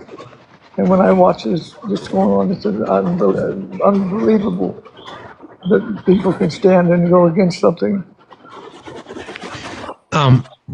Raymond, would you mind if I asked you a semi-personal question? No, go ahead. Do you have assistance? Do you have help around the house? Yeah, I do. My insurance company sends people in to help me out around the house, and my wife is she's working. Okay. So I appreciate your perspective on things. You're right about the lies that he's told and about the impact it's going to have in all kinds of communities. I thank you for jumping in today, sir. Like if you were ever in a position where you just need some, assistance around the house for small things, this is a great community to be a part of. Please don't be shy. Okay. Yeah, well, thank you for putting the word out, because you're right on the button. And anybody that says that you're not, it's not because Republican and Democrat, it's because of common sense. Correct. I appreciate you. Thanks for being here, Raymond. Be safe out there, friend. Have a good day. It's the stories of people, right? It's the stories of people that are impacted by this shit. And once again, every single day, we call this stuff out because it's all of us that are being impacted by this. Cancer doesn't give a fuck who you vote for. Hunger pains don't give a shit who you vote for. Where you live doesn't give a shit who you voted for. These are just basic human decency. It's basic human decency. It's just about respect for work. Republicans look for reasons to take things away from people. You know the analogy I give all the time, right? 100 people standing in front of me. Even if 10 people don't deserve their SNAP benefits or the health care, I still want everybody to have it because there's the 90%. On the contrary, when I speak to MAGA Republicans, the same 100 people, the same 10 people that don't deserve it, they're like, nope, none of us should get it because of those 10. This is who we are. This is who we are as a nation, sadly. And it's really important to kind of point this out as well. The Democrats are defending 77 million people and then some, 75 million people, the people that voted for Kamala Harris. So 1.34% was the amount that Donald Trump won by. That's it. A couple 100,000 votes in 6 swing states. That's it. So there's a serious political leg that the Democratic Party can stand on. And not only are Democrats in the Senate in particular, and independents in the Senate in particular, voting to defend health care for their voters, they're also doing it for other voters as well. This is a situation where if Republicans could accept the fact that they need to negotiate this end, not heavy-handedly, then it would help everybody. And then they could spin it however they wanted. We were able to convince Democrats to join us, and we, the Republican Party, have extended your ACA subsidies. I don't give a fuck who's going to take the win. I don't care. I just don't care. I don't. I just want people to have their health care. I really do. I want people to have their health care. That's what I care about. And food. Hey, Steve, how are you, sir? Thank you so much for all the work you do. I'm going to pull over and talk to you for 2 minutes if you allow me. Look, sure. I'm a veteran, 12 years serving the United States, dude. This is ridiculous. And here's the thing people don't understand. They want to blame it on the Democrats. Just like you mentioned a second ago, Democrats are fighting for their constituents as well as those who decided not to vote for Kamala Harris, which, you know, it's their right, their opinion, their choice. But here's the deal. Look, the Republicans don't want to break the filibusters because they know it will bite them in the rear. Coming up 2026, if they lose the majority in the Senate, which, you know, happens all the time, Democrats win it, then they lose it, Republicans win it, then they lose it, right? They know that beautiful bill doesn't have a chance in 2026 if the filibuster is brought in. Well, it's already been signed into law. The big beautiful bill's already been signed into law, so that already exists. Right, but look, if they break the filibuster and the Senate it's won by the Democrats again in 2026, I hope they can bring that up, and the filibuster will not stand a chance on that one because they already if they break it. But anyways, I'm not a politician. Yeah. I'm not so much, but I love my country. I fought for this country. I fought for everyone. I did my job. I'm not asking for anyone to take me. But again, dude, this is ridiculous. Just a minute ago, I was thinking, should we ask Mexico for food? What do you think? I'm sure a lot of countries would be willing to step up because they believe in the spirit of the American citizen, not our government.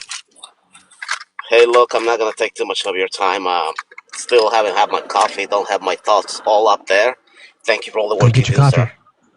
You got it, man. Yes. Thanks for being here. Appreciate it. It's a reasonable question. I mean, I know that I'll take the opportunity to plug Crow's Lighthouse. You can find the link in our link tree. Right. So trying to put people in contact with people who need help. I mean, right now, you guys, this whole situation is really kind of it speaks to the core of what our Do Something message is. So I remind folks that hashtag Do Something Tour. Yours truly, it's some point in 2026, we'll be out on the road having conversations with people who are impacted by all this shit. Whether it gets resolved now or in the future or ever, it's a reminder as to what it is that we should be fighting for. You cannot be the richest nation on earth. You cannot make a claim to be the greatest nation on earth if you are denying food to 42 million Americans and health care and proper education and safe streets. Right? So you can't. Lie, Nielsen, do you have a take or do you just want to sit in the chat and just lie? Because that's all I see. I'd like you to try to defend it. And I don't think you can. I don't think you can defend it. I think you'll just sit in there because it's a safe space. You won't show your face. You won't talk about it because you can't defend it. I'd like you to justify why Republicans are denying SNAP benefits when they could do it. Why is John Thune in the Senate not bringing two standalone bills, one from a Democrat, one from a Republican, to the floor to fund SNAP? Why? Why won't you do it? Thank you, Jess. Why not? What are you afraid of? See, the problem is you can't address it. Instead, you'll just sit there and attempt to blame someone. Why can't you blame your own party? Why can't you stand up for once for someone else? Why can't you say people that voted with me are the ones that are going to be harmed the most? Why can't you do that? Why can't you stand up for others for once in your life? How we were talking about George Carlin earlier. George Carlin talked about the we versus the we versus the thee, right? Democrats, liberals vote for the greater good. We vote for other people. Republicans vote for themselves. We hear it all the time. All day, every day. Hi, Tina. How are you? Okay, Steve. How are you today? Fine, thank you. What's on your mind? Yes, sir. I'm rather new to politics. Last just a few years that I've been getting involved, but I'm not understanding something. I'm hoping maybe you can help. Best. Thank you. The healthcare thing. They want the premiums to go up, so obviously it can to create more money for people at the top of the healthcare because they're their buddies. I'm not quite understanding. So they need to find a way to pay for their tax cut. So if you think about it this way, the reason we get a budget deficit is because we're taking in less revenue and then we're spending more. So that creates a deficit. So for them to be able to justify the tax cuts that they gave to the 1%, they got to find some money somewhere. So they went right after Medicaid, Medicare to the tune of $1.5 trillion. Medicaid, Medicare, SNAP benefits, ACA, subsidies, those kinds of things. So if those things remain in effect, then it drives the deficit even deeper. So because that requires spending to support these programs and tax breaks. So their priorities are very clear. Their priorities are their rich donors. Their priorities are the corporations. Their priorities are the military-industrial complex, not people, sadly. Wow. Okay. Thank you so much. You have a great day. Thank you for everything you do. You're welcome, Tina. Thanks for asking. I appreciate it. That's the game. I mean, that's the whole story. There's no moving past that. That's what we know. That and Mike Johnson doesn't want the Epstein files to be released. Period. Hi, Heather. Hey, how's it going? It's going. What you got? Just a thought. The only reason the Republicans haven't been able to come up with a better health care plan is because the only health care plan now that's better than the ACA is a universal health care or a Medicare for all type of plan. And they don't want to do that. They don't. And what they don't even realize is that they were fiscally conservative as they claim, then Medicare for all would be a fiscally conservative solution because we would save money. We would all save money. Yep. It's just unbelievable. I agree. Unbelievable. And then Thanks for jumping in today. Yeah, there's one more thing. Sure. It just blows me away that the media does not call out Trump's dementia and crazy talk like they picked on Biden so heavily during the election. Oh, they can't because then they're hypocrites. So that's the problem. Irritating. Yeah. No, I'm with you. I know. I'm with you. Thanks for being here today. I appreciate you, friend. Thanks a lot. You too. That's the whole game, right? You can't listen to the statements that Trump makes and think that he's anything other than losing his shit. You don't get an MRI just because you want an MRI. Let's see, what do I want to do today? I want to go get some new socks. Maybe I'll take a walk on the beach, have an MRI. No, doesn't work like that. I've got time for one more guest that I see, Banchick in the box, and then we'll wrap. Hello, Banchick. How are you today? Good morning. How are you? Fine, thank you. What's on your mind? I just wanted to point out why people do want to blame the Democrats for not opening the government back up or siding with the Republicans because of the loss of food.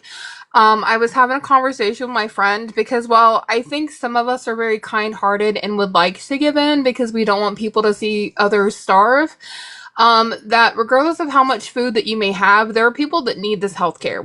They need the medicine. They need to have the affordable healthcare, because without their medication, you can have all the food in the world, but the medication is like absolutely needed for some people to just live.